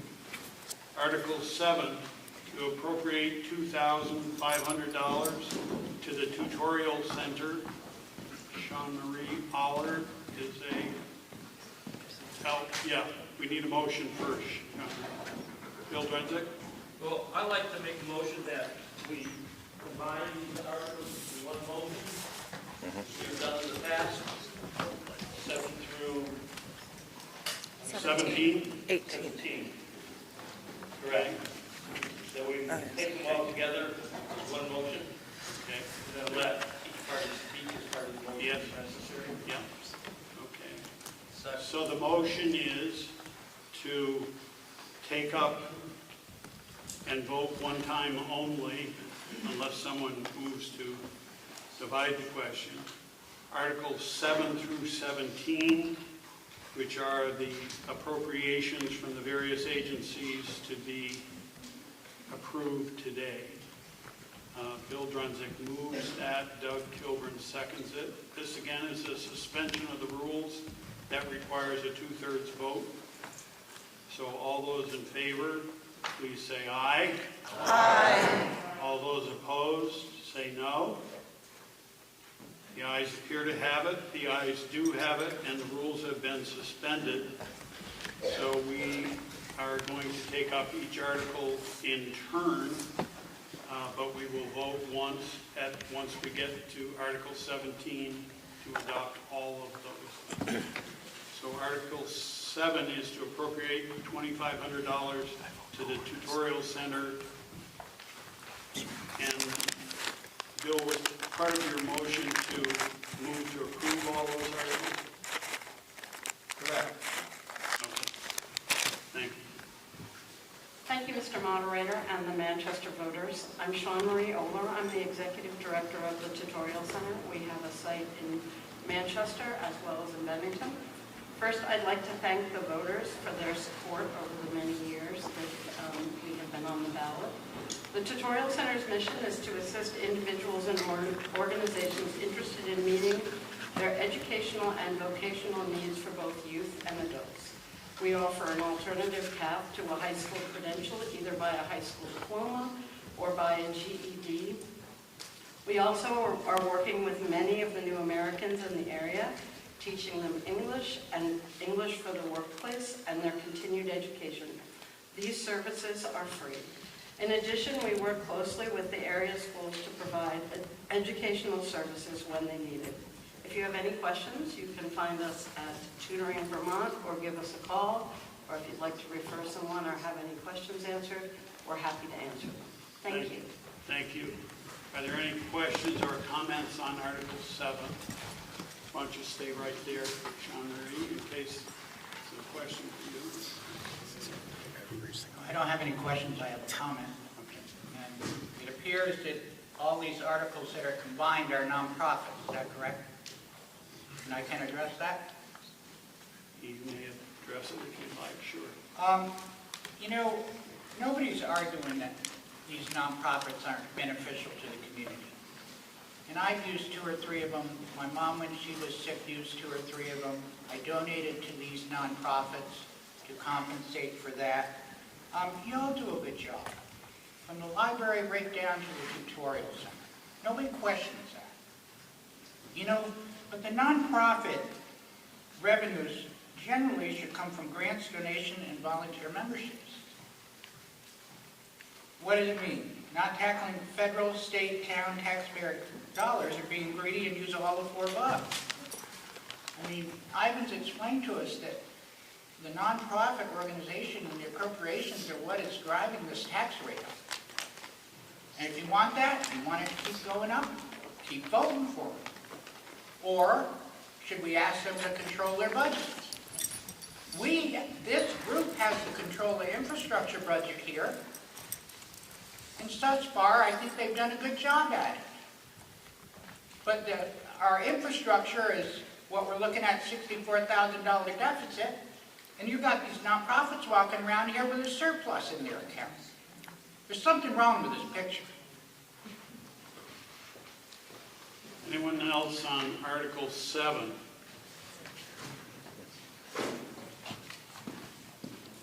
Steve Baird. Yeah, I'd like to just respond to the previous speaker. Is that possible? You can speak anything you'd like to say regarding Article 7. This represents about $17,000 of services that are given to people in Manchester and beyond in our region.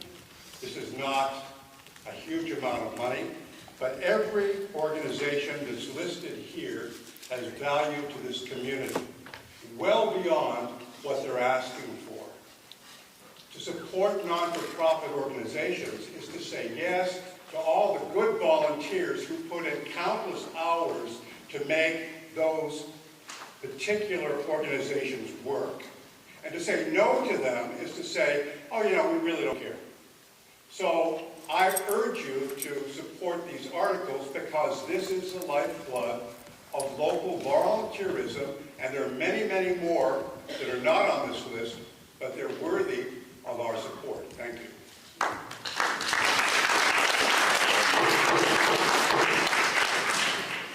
Okay. Anyone else on Article 7? If not, Article 8, to appropriate $2,400 to Bennington County Habitat for Humanity. Are you from Habitat? I'm from PAVE, and I wasn't sure where or when I should come. You're in Article 11. Okay, thank you. Okay. So is there someone here from Bennington County Habitat for Humanity? I am. I'm Katie McNabb. I'm a Habitat board member and a Manchester resident. Thank you. Our executive director, Cindy Luce, has done a very thorough report on Habitat's activities, which you can find on page 59. I'm not going to worry about recapping the whole thing, but our local Habitat affiliate has the honor of providing affordable home ownership opportunities for 34 families to date. 2 more families are currently in the home ownership program, and 11 of our 34 homes are in Manchester, and a quarter of our volunteers come from the town of Manchester. But I invite anyone with an interest in helping to solve the home ownership problem in our area, pick up a hammer, come on down, and help build someone a home. Thank you. Thank you. Anyone else? Please hold your applause. Anyone else on Article 8? Eric? Are you asking to speak? No? Okay, thank you. If there's no one else on Article 8, we'll move on to Article 9, to appropriate $2,000 to the Greater North Shire Access Television. Is there a representative from GNAT who would like to speak? Thank you.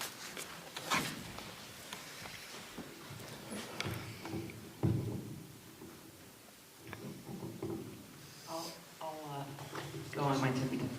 Take it out. Take it out. Okay. Thank you so much for allowing me to speak. My name is Tammy Riley. I'm the executive director of GNAT TV. And please turn and face the moderator. Oh, yes, sir. Thank you so much for allowing me to speak, and I want to thank the town of Manchester voters for past support. And I want to invite you all to become involved with GNAT TV. We are your community media center. Tour the studio, watch our content, and get involved by volunteering, taking a class, producing a show, serving on our board. GNAT TV's video coverage and distribution is a direct service to the town and the citizens of Manchester The funds that we receive offset the cost of paying part-time camera operators. We employ local citizens who videotape and process the meetings. It also helps enable online access for everyone, not just those cable subscribers. You can find all of our content on Comcast Cable on our website, on Roku, Apple TV, Fire TV, and most of the social media platforms. So we are where you are watching. We ask all the towns where we provide the service for $2,000. There's 6 other towns in addition to Manchester. The cost of coverage well exceeds the $2,000 that we're asking for, and we believe that the service that we're providing to offer transparent access to your government is well beyond that and is of great value. In 2023, we produced 807 local programs. 371 of them were public. 167 of those were news programs, 222 education programs, 214 government meetings. Of those, we covered and distributed 74 Manchester meetings. So you can see we do offer great value, and I'm here for any questions. You can find all of the information about GNAT on our website. It's gnat-tv.org. And I thank you so much for your time. Are there any further questions or comments on Article 9? If not, we'll move on to Article 10, to appropriate $2,000 to the Center for Restorative Justice. Is there a representative of that organization who would like to speak? Is there anyone else who would like to address the article? If not, we'll move on to Article 11, to appropriate $1,850 to the Project Against Violent Encounters page. This is your chance. Thank you. Your name, please. I am Suzanne Kirkpatrick. I live in Bennington. I have been on the board of PAVE for probably 10 years. PAVE offers many services to people who are experiencing domestic violence or sexual violence. We began as a hotline. We have several services. I'll just mention that some of our most used are, we have an emergency. We involve in transition. In the past year, we have provided or have manned 500 hotline calls, 4,221 nights of emergency shelter, 50 people experience needing to get a protective order, and 17 of those people who have asked for our services have identified Manchester as their place of residence. I encourage you to support PAVE, and I would be glad to answer any questions if you have them. Thank you. Thank you. Is there anyone else on Article 11? If not, we'll move to Article 12, to appropriate $1,811 to Brock Community Action in southwestern Vermont. Yes, sir. Your name. Good afternoon. My name is Dana Peterson. I am a finance and energy coach at Brock Community Action. And first of all, I would like to express our collective gratitude for your ongoing support of our work on behalf of low-income residents in the Manchester area, as well as those who are in poverty. I am here today to ask for your support of Article 12, requesting an appropriation of $1,801 to support the work of our agency. I have just a few statistics that I want to share with you as you consider your decision. I will be very brief. In addition to the data that I'm going to share, I would call your attention to more information by our CEO, Tom Donahue, that can be found on page 60 of your Manchester Town Report. First of all, the total number of residents served in Manchester in the calendar year 2023 was 94. That comes out to about less than $20 per investment per resident served. Secondly, we had $47,204 expended in weatherization funds to serve residents of Manchester during that time. That's about a 2,600% return on investment.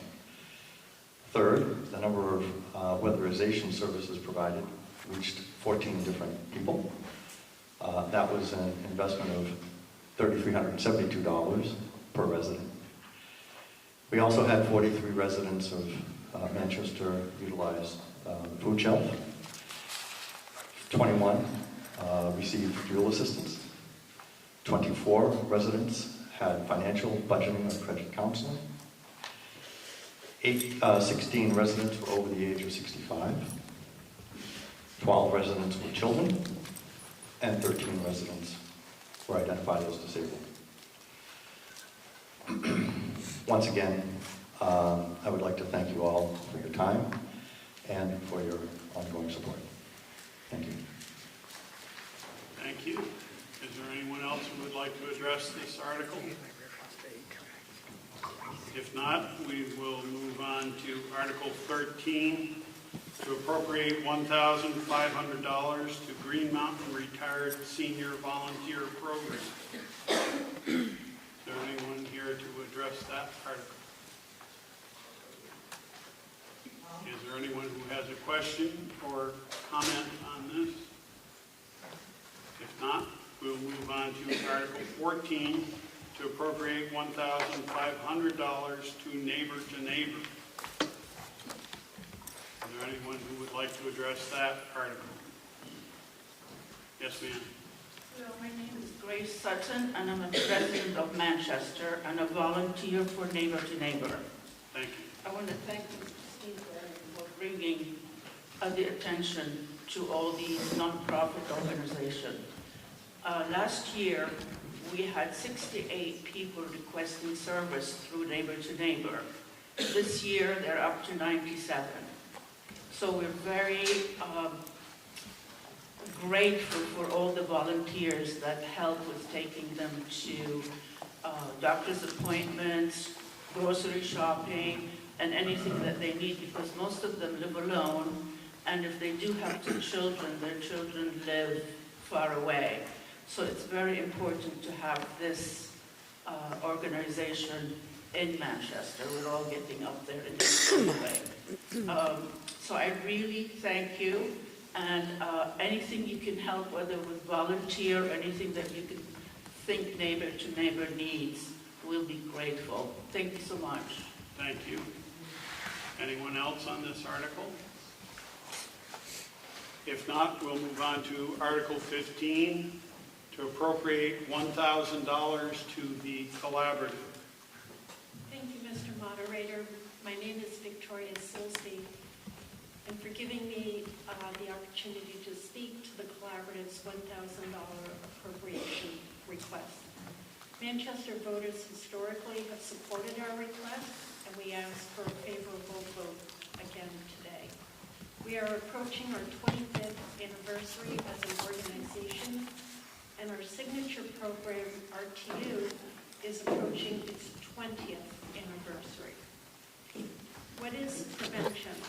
We like to think of prevention as providing people, businesses, schools, municipalities, organizations with the tools, spaces, partnerships, and education to make the healthy choice the easy choice, and to reduce risks and consequences of substances.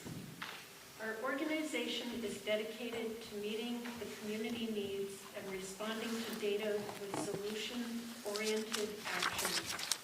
Our mission was recently updated, stating, empowering healthy youth, families, and communities through acceptance, resilience, and engagement. We appreciate the residents' and voters' participation and support of our programming to build pathways towards a healthier community, strengthened by the well-being of Manchester youth, businesses, and the town. Thank you, Mr. Moderator. Thank you. Is there anyone else on Article 15? If not, we'll move on to Article 16, to appropriate $500 to the Vermont Association for the Blind and Visually Impaired. Is there anyone to address that article? If not, we'll move on to Article 17, to appropriate $420 to the Vermont Center for Independent Living. Is there anyone who would like to address that article? Seeing no one, we'll move on to Article 18. No, Excuse me. We're at 17. That's where we're now going to take a vote on the motion to approve Articles 7 through 17. So the question is, will we approve Articles 7 through 17 in the amounts set forth in the warning for today? All those in favor of approving those expenditures, say aye. Aye. Those opposed? Nay. The ayes appear to have it. The ayes do have it, and you've approved Articles 7 through 17. Article 18, to transact any other business appropriate to come before a town meeting. And Leonard, this would be your chance.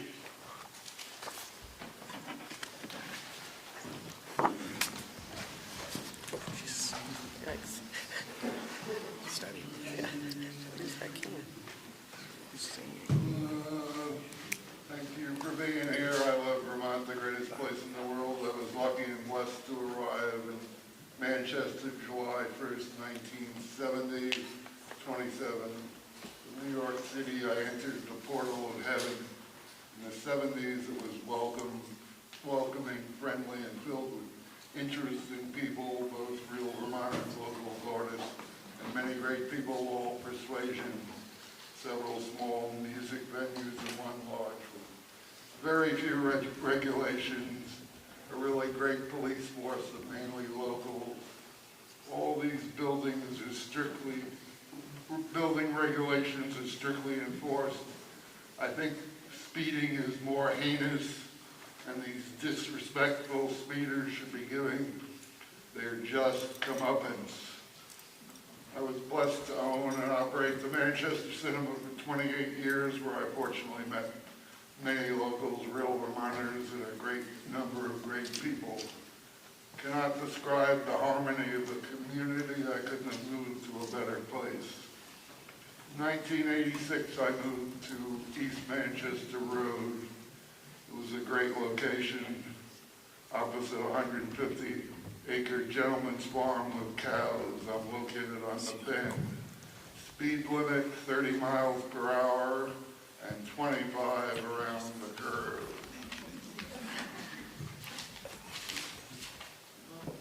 One wonders about the minds and hearts of these people who drive like there's no speed limit.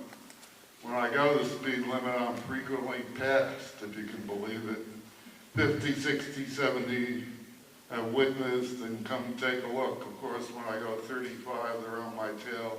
I have a sign saying, drive like your kids live here. I respectfully request one of those illuminated signs, which is on Main Street near the Palmer House, or one that monitors car speed and tickets, which the state has been exploring. While I like low-key police, I think speeding is the biggest problem in Manchester.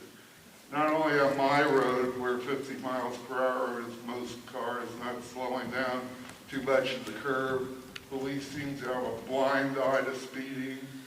I invite you to view the cars on East Manchester Road, which connects Richville and routes 1130, so it's used for connecting. I can never believe how fast these disrespectful lacking consideration people to drive.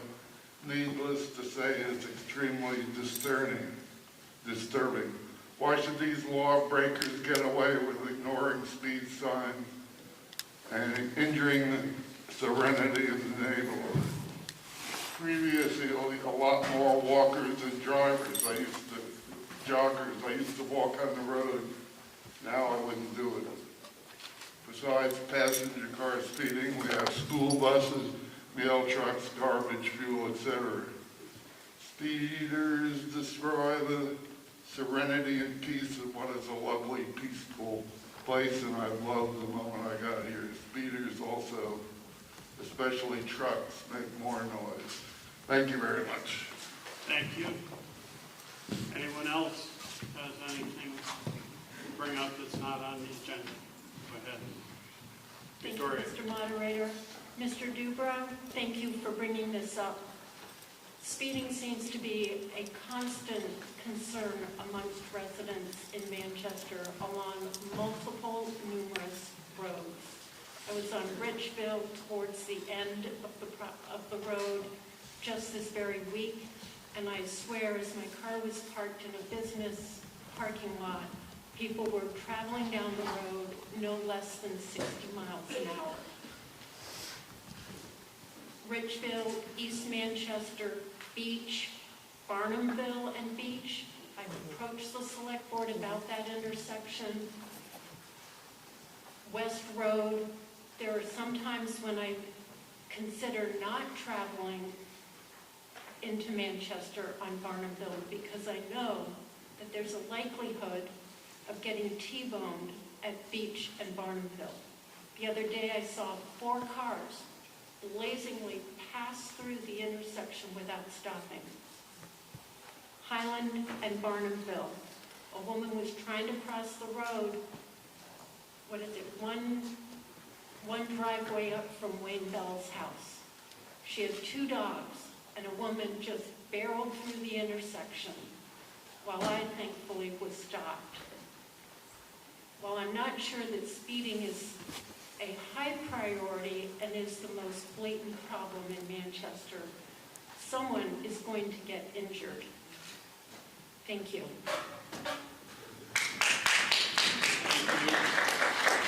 Mary Nevin.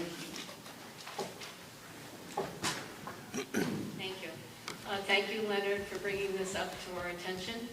I would just like to say that a few months ago, I submitted a petition to the select board, which was signed by about 50 members of my street, which is 3 Maple Drive. On 3 Maple Drive, which continues into Dorset, it is a dirt road. We continually see people driving over the speed limit, which right now is 30, and they drive at 40, 45, sometimes even 50, speeding through a dirt road.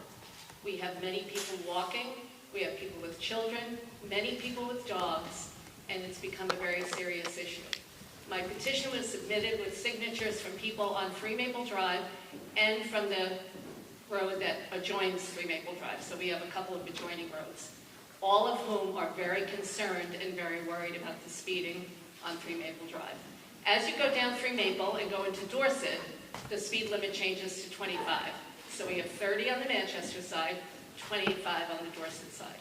And my petition requested that our speed limit be lowered and that we receive some signs. So I would just like to encourage the select board to consider the petition that I sent in a few months ago and to concur with Leonard and the other woman that spoke about speeding, which is a real issue. Thank you very much. Thank you. Anyone else?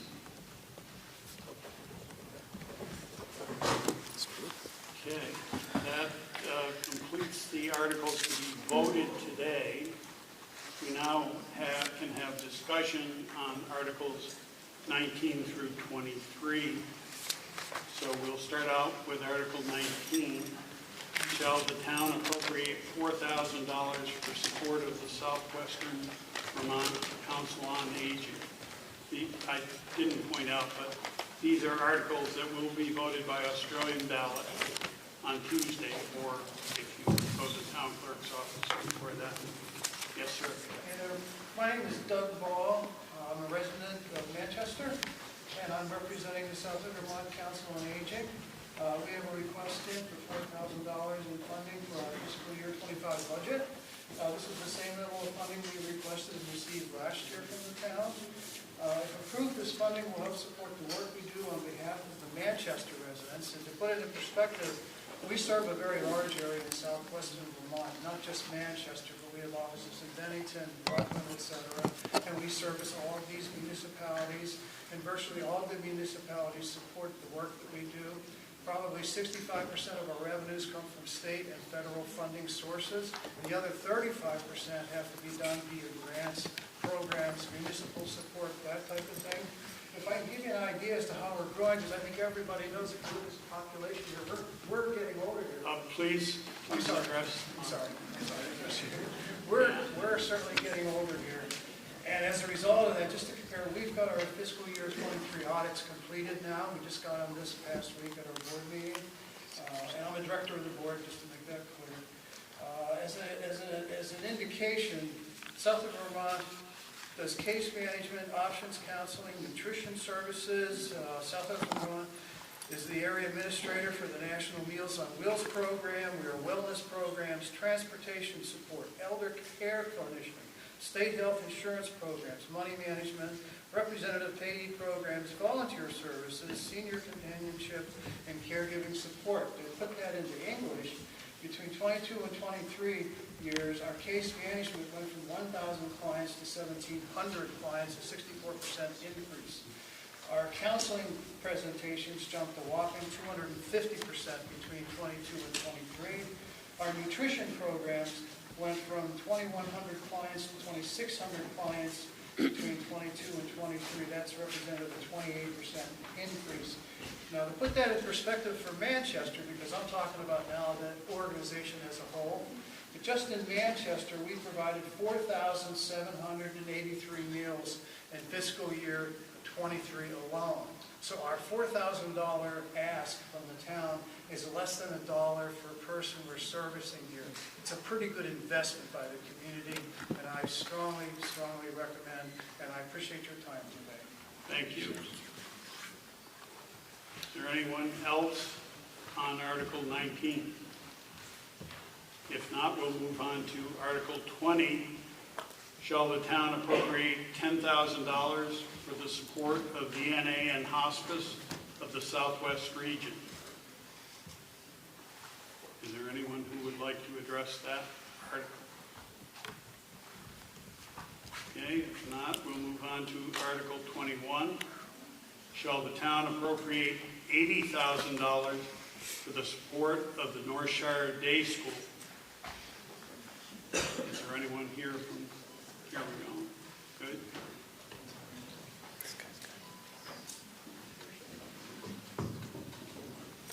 Good afternoon. My name is Danny Sawtell. I'm a Manchester resident, and I serve on the Board of Trustees of Northshire Day School. I want to thank my fellow residents for supporting us the last 2 years for town appropriations.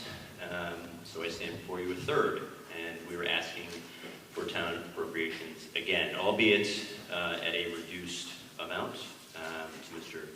Nichols' earlier point, we take financial stability very, very seriously, and as a result, our ask is less this year. The goal of which in future years is that we never have to come back up here and ask for town funding, but the nature of early childhood education being what it is, here we are. For those of you that don't know, Northshire Day School is a community-based, nonprofit early childhood education center. What that means is we enroll all children, regardless of their ability to pay. We're in our 55th year of operation. Anybody that is curious, that's 10 years longer than I've been alive. We currently have 85 children enrolled, 78 on a waiting list. The average cost to educate these children on a yearly basis is $24,711. Our tuition on average is $14,642. So we subsidize the difference through fundraising, grants, and our endowment. This is unsustainable, and we are not unique. This is a nationwide issue. We have a staff of 35 very dedicated educators, and they are educators. By the end of this year, 15 of them have bachelor's degrees, 11 of them will have master's degrees, and 12 of them will be certified or licensed teachers. That last number may not seem significant, but you need at least one licensed teacher to be able to be approved by the Agency of Education to operate a private pre-K. We have 12 of them. Most schools struggle to maintain one. We're open 7:30 a.m. to 5:30 p.m., Monday through Friday, 12 months out of the year. We don't take summers off. Our educators are not adequately paid and receive no health insurance. They're paid much less than their public school peers with no pension plan, again, no health insurance, 7:30 a.m. to 5:30 p.m., Monday through Friday, 12 months out of the year.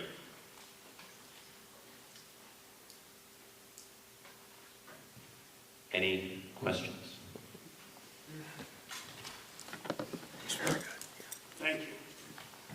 Is there anyone else who would like to comment on this article? If not, we will move on to Article 22. Shall the town vote to appropriate $317,000 for the support of the Manchester Community Library? Good job. Yes, sir. Thank you, Mr. Moderator, and thank you all for the opportunity to talk with you this afternoon. I'm Ed Surgeon, the Executive Director of the library. As Manchester and area residents, we're fortunate to have a gem like the Manchester Community Library in our midst. Maintaining such a vital community resource requires investment, and that's why I urge you to support the library appropriation next Tuesday. While the increase this year is significant, it is the first asked for in 6 years and follows several years of planned library deficit budgets, including this year, with a cumulative deficit over the past 3 years. I believe our request is reasonable and worthy of your support. The Library Board of Trustees, the library staff, and I are very grateful to Manchester citizens for their long-standing, loyal commitment and funding through the years. But we never take your support for granted, and we work hard every day to earn it. MCL, like Burr and Burton in the Rec Park, is among our community's premier public assets. The library isn't just a place for books. It's a hub for learning, connection, and growth. You've likely heard that we more than doubled our visits last year to 50,000. This year, we're on a pace to top 60,000 visitors. Our growing programs and events attracted 15,000 attendees. From early literacy programs that spark a love for reading in our youngest citizens, to adult education workshops that empower lifelong learning, MCL serves every age and every stage of life. It's a place where seniors find companionship in book clubs, students discover new passions in after-school activities, and families bond over storytime sessions. But the library's impact extends beyond its walls. It's a cornerstone of our community, enriching our town's fabric and enhancing our quality of life. It's where neighbors become friends, ideas are exchanged, and dreams take flight. By backing the library, we're investing in the heart of Manchester, ensuring that our community remains vibrant and resilient for generations to come. And I'd like to share just a few examples of the good things that the library is doing and has coming up.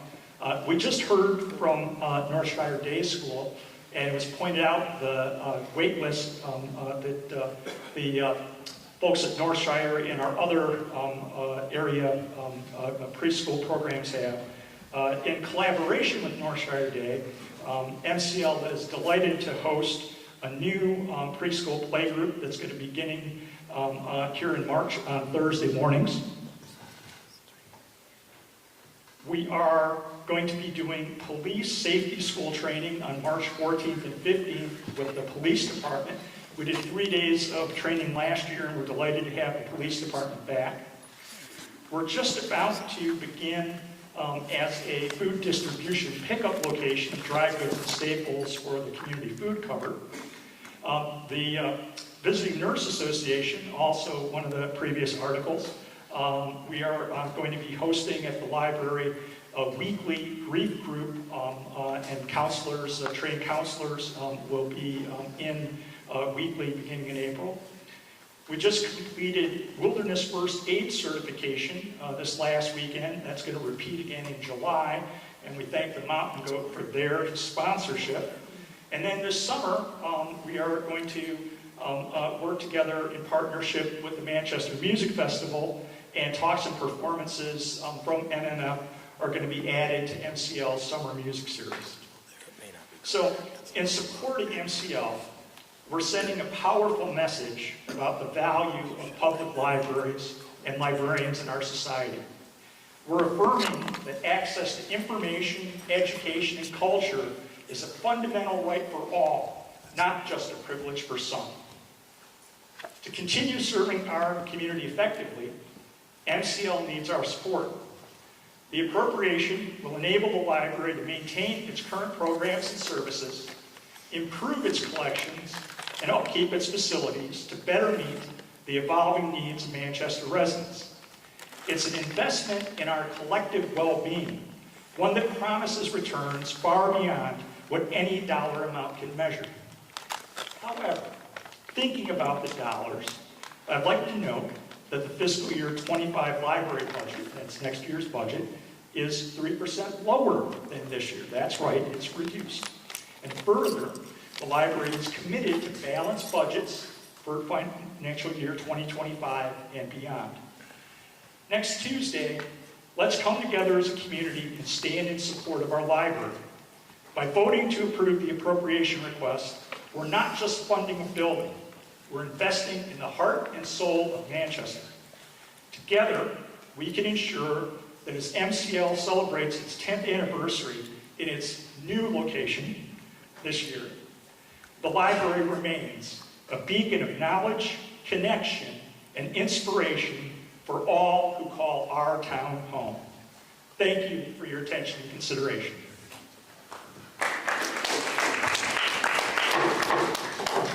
Anyone else on this article? Mrs. Dupont.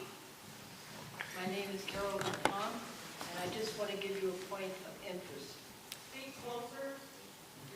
Since the library has been open, the amount of money that Manchester has given to the library is $3,693,433. I just thought that was a point of interest for the people in this room. Thank you. Ray Nevin. So I would like to say that the library has been great. We bring our grants on there. There's a multitude of things, like books that they find, books if they don't have them, they'll research it and find the book somewhere else. There are amazing things there. I saw Jim Cat, Yankee pitcher, speak there. It's a great place to work. And what I'm really proud of with this town is our support for education. We have amazing schools here, and I feel like the library is a part of that, and it's just a great community hub. And yes, it is a little bit of a stretch for me, but I think it's minimal compared to the benefit and what it does to this town for the locals, and visitors see this as well, and they say, hey, we're about education, and that's important. Thank you. Steve Terry. Thank you for those remarks. $3 million, how much? All right, so $3,400,000 or something dollars, well spent. Thank you very much, Manchester. Yes. My name's Ann Graham, and I'm the trustee at the library, and very, very proud to be a part of this group of people that's made this library so great. The comment I wanted to make is just about the role that I've seen the library expanding in its networking with nonprofits. And so all of the previous articles, we work with all of these nonprofits, and we support, as a hub ourselves, for nonprofit work, our impact is what Manchester and well beyond. So we're a Manchester Community Library, but we're also a hub for Manchester being a leader among all the towns in this region. And anyway, I was in the Bromley parking lot the other day, kind of having a fierce conversation with somebody who was going to vote against the library, and I think I persuaded him to change his mind, and that anybody here who's not going to vote for the library might reconsider. Thanks. Thank you. Carl Buckle. Carl Buckhold, resident of Manchester. When I moved here in 1976, I was flabbergasted. I said, what kind of town is this? We have a private water department, a private town dump, the high school is private, and the library is private. It was just amazing to me. Over the years, I have learned and realized that while BBA is a private school, it functions every bit like our public high school. And the same is true for the library. I confess when I first moved here, I said, I'm not going to buy a library card. It was $3. I said, libraries should be free. They should be public institutions. Well, for all of us in Manchester now, the library is basically a public institution. Even the name changed. It's not the Mark Skinner Library. It's the Manchester Community Library. And I'm on the Energy Committee here in Manchester, and I approached the library about using their facility for a workshop on electrification coming up on March 30th. I said, how much will we have to pay? And Paige, the assistant director, said, no. We consider us as almost like an adjunct of town hall, and there won't be any charge for the workshop. So the library may be private, but it really does function like a public institution. The second point has been touched on already. There are three amazing assets that make Manchester unique. One is Burton Burton, the premier high school. And the second is our rec park, which is just an unbelievable facility. And the third is our library. We are blessed in this town to be able to attract young folks with children, and part of it is the school system, part of it is the rec, and part of it is the library. So I really urge people to support the library. My third point is, while $300,000 is definitely a lot of money, it's less than a third of their operating budget. So how many of you would walk into a car dealership and the salesman would say, hey, you can get this car for 70% off. You're not going to walk out without the car. Thanks. Thank you. And before we get to the next speaker, I didn't get the last name of the prior speaker before Carl. Ann? Graham. Graham. Thank you. We need it for the minutes. Yes, sir. Go ahead. My name is Derek Boothby. I'm a supporter of the library. I think it provides an excellent service. But I'd like to ask an answer from the executive director. In the page 63 of the town report, he says, with prudent planning, the MCL 2025 budget is 3% lower than in 2024. Well, if that's the case, how come he's asking for $77,000 more than happened in 2024? There must be an explanation for this, and I'd like to hear a little bit of clarity from him on that account. Okay, Mr. Surgeon. Good question. Thank you for the question. As I mentioned in my remarks, the library in the last several years has run deficit budgets. And when you run deficit budgets, what happens? Your reserves go down. And so, yes, it was great that last year we realized a modest surplus. That modest surplus was the result of one-time, again, the end of COVID era monies that will not recur. And so to get back on track now, we are not going to run deficit budgets anymore. And in order to not run deficit budgets, we have to put together a source of revenues that allows us to do that. And that does then come to why we are asking for more money. At 31% of our budget, and I've discussed this in a number of forums around town, we are still well below what the support, operational budget support is of public libraries, not only across the country, not only here in Vermont, but also just considering incorporated libraries like MCL that are nonprofits that function as their town libraries. And, one of the things that Carl brought up, and which is a just fundamental point that can't be overemphasized. Okay. Public libraries have public money. Excuse me. You're there responding to a question by Mr. Boothby, so a comment on the previous speakers. In direct relation, Mr. Moderator. Okay, make the connection. The connection is that public libraries receive substantial public funding from taxpayers. It's just that simple. Thank you. Yes, ma'am. Hi, my name is Mary Beth Sikeli. I'm in support of the public library. Excuse me for reading off my phone, but I am not the public speaker in this family.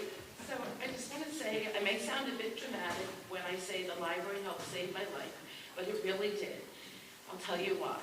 During COVID, thanks to the library and the Libby app, I was able to read and listen to 113 books.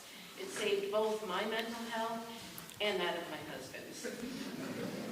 After COVID, I began volunteering at the library, reading to the children and shelving books. I loved it so much.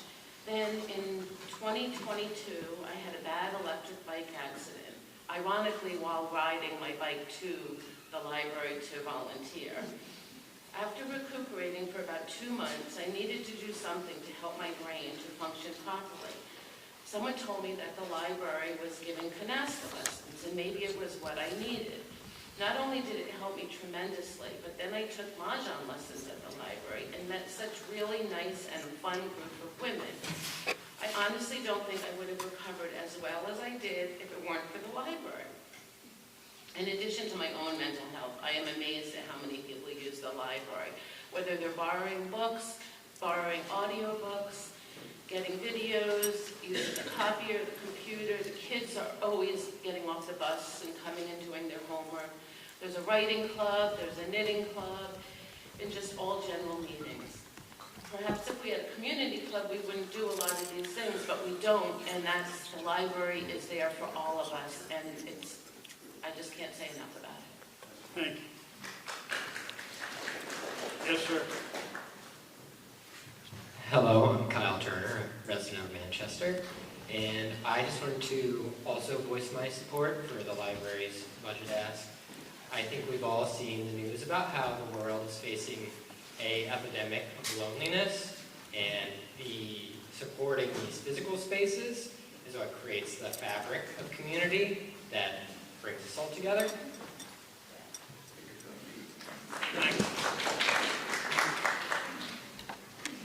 My name is Ginny Longacre, and I'm a new resident of Manchester. When we lived in Dorset, I had to pay $75 to be a member of the MCL. And I was thrilled when I went in and didn't have to pay a membership fee this year. It's a wonderful space and a wonderful service. But I would like to challenge the board, since we have a fine balance between public and private, nonprofit, to mount an endowment campaign so that the library is well supported from the private side of it. Thank you. Thank you, and welcome from the hinterlands of Dorset. Yes, sir.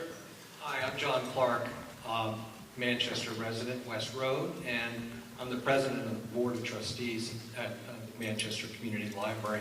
I just want to comment on a couple of things. First of all, we are not a private library. We are a public incorporated library, and by law, we're obligated to seek a town appropriation each year, and that began back when we became a public library in 2004. In relation to fundraising, we've increased our fundraising substantially in these last few years, and we're now raising $500,000 each year to support our budget. And in addition to that annual fundraising, which is like an annual fund, we do have an endowment, and we're blessed to have that endowment because it allows us to minimize the appropriation requests that we ask. And so we spend 4% of our endowment that flows into our operating budget each year. And, you know, I just want to say that we're very proud as a board for what the library is providing these days under Ed's leadership. It's a wonderful place to walk in that door each and every day and see multiple generations, as you witnessed from the speakers this afternoon, taking advantage of the wonderful programs that exist. So thank you, Manchester taxpayers and voters for your support. Anyone else on Article 21? If not, we will move on to Article 22. Shall the town vote to appropriate $317,000? Excuse me, that was 22. Article 23 is to elect town officers for the ensuing year. You can speak at your own peril here if you're a candidate.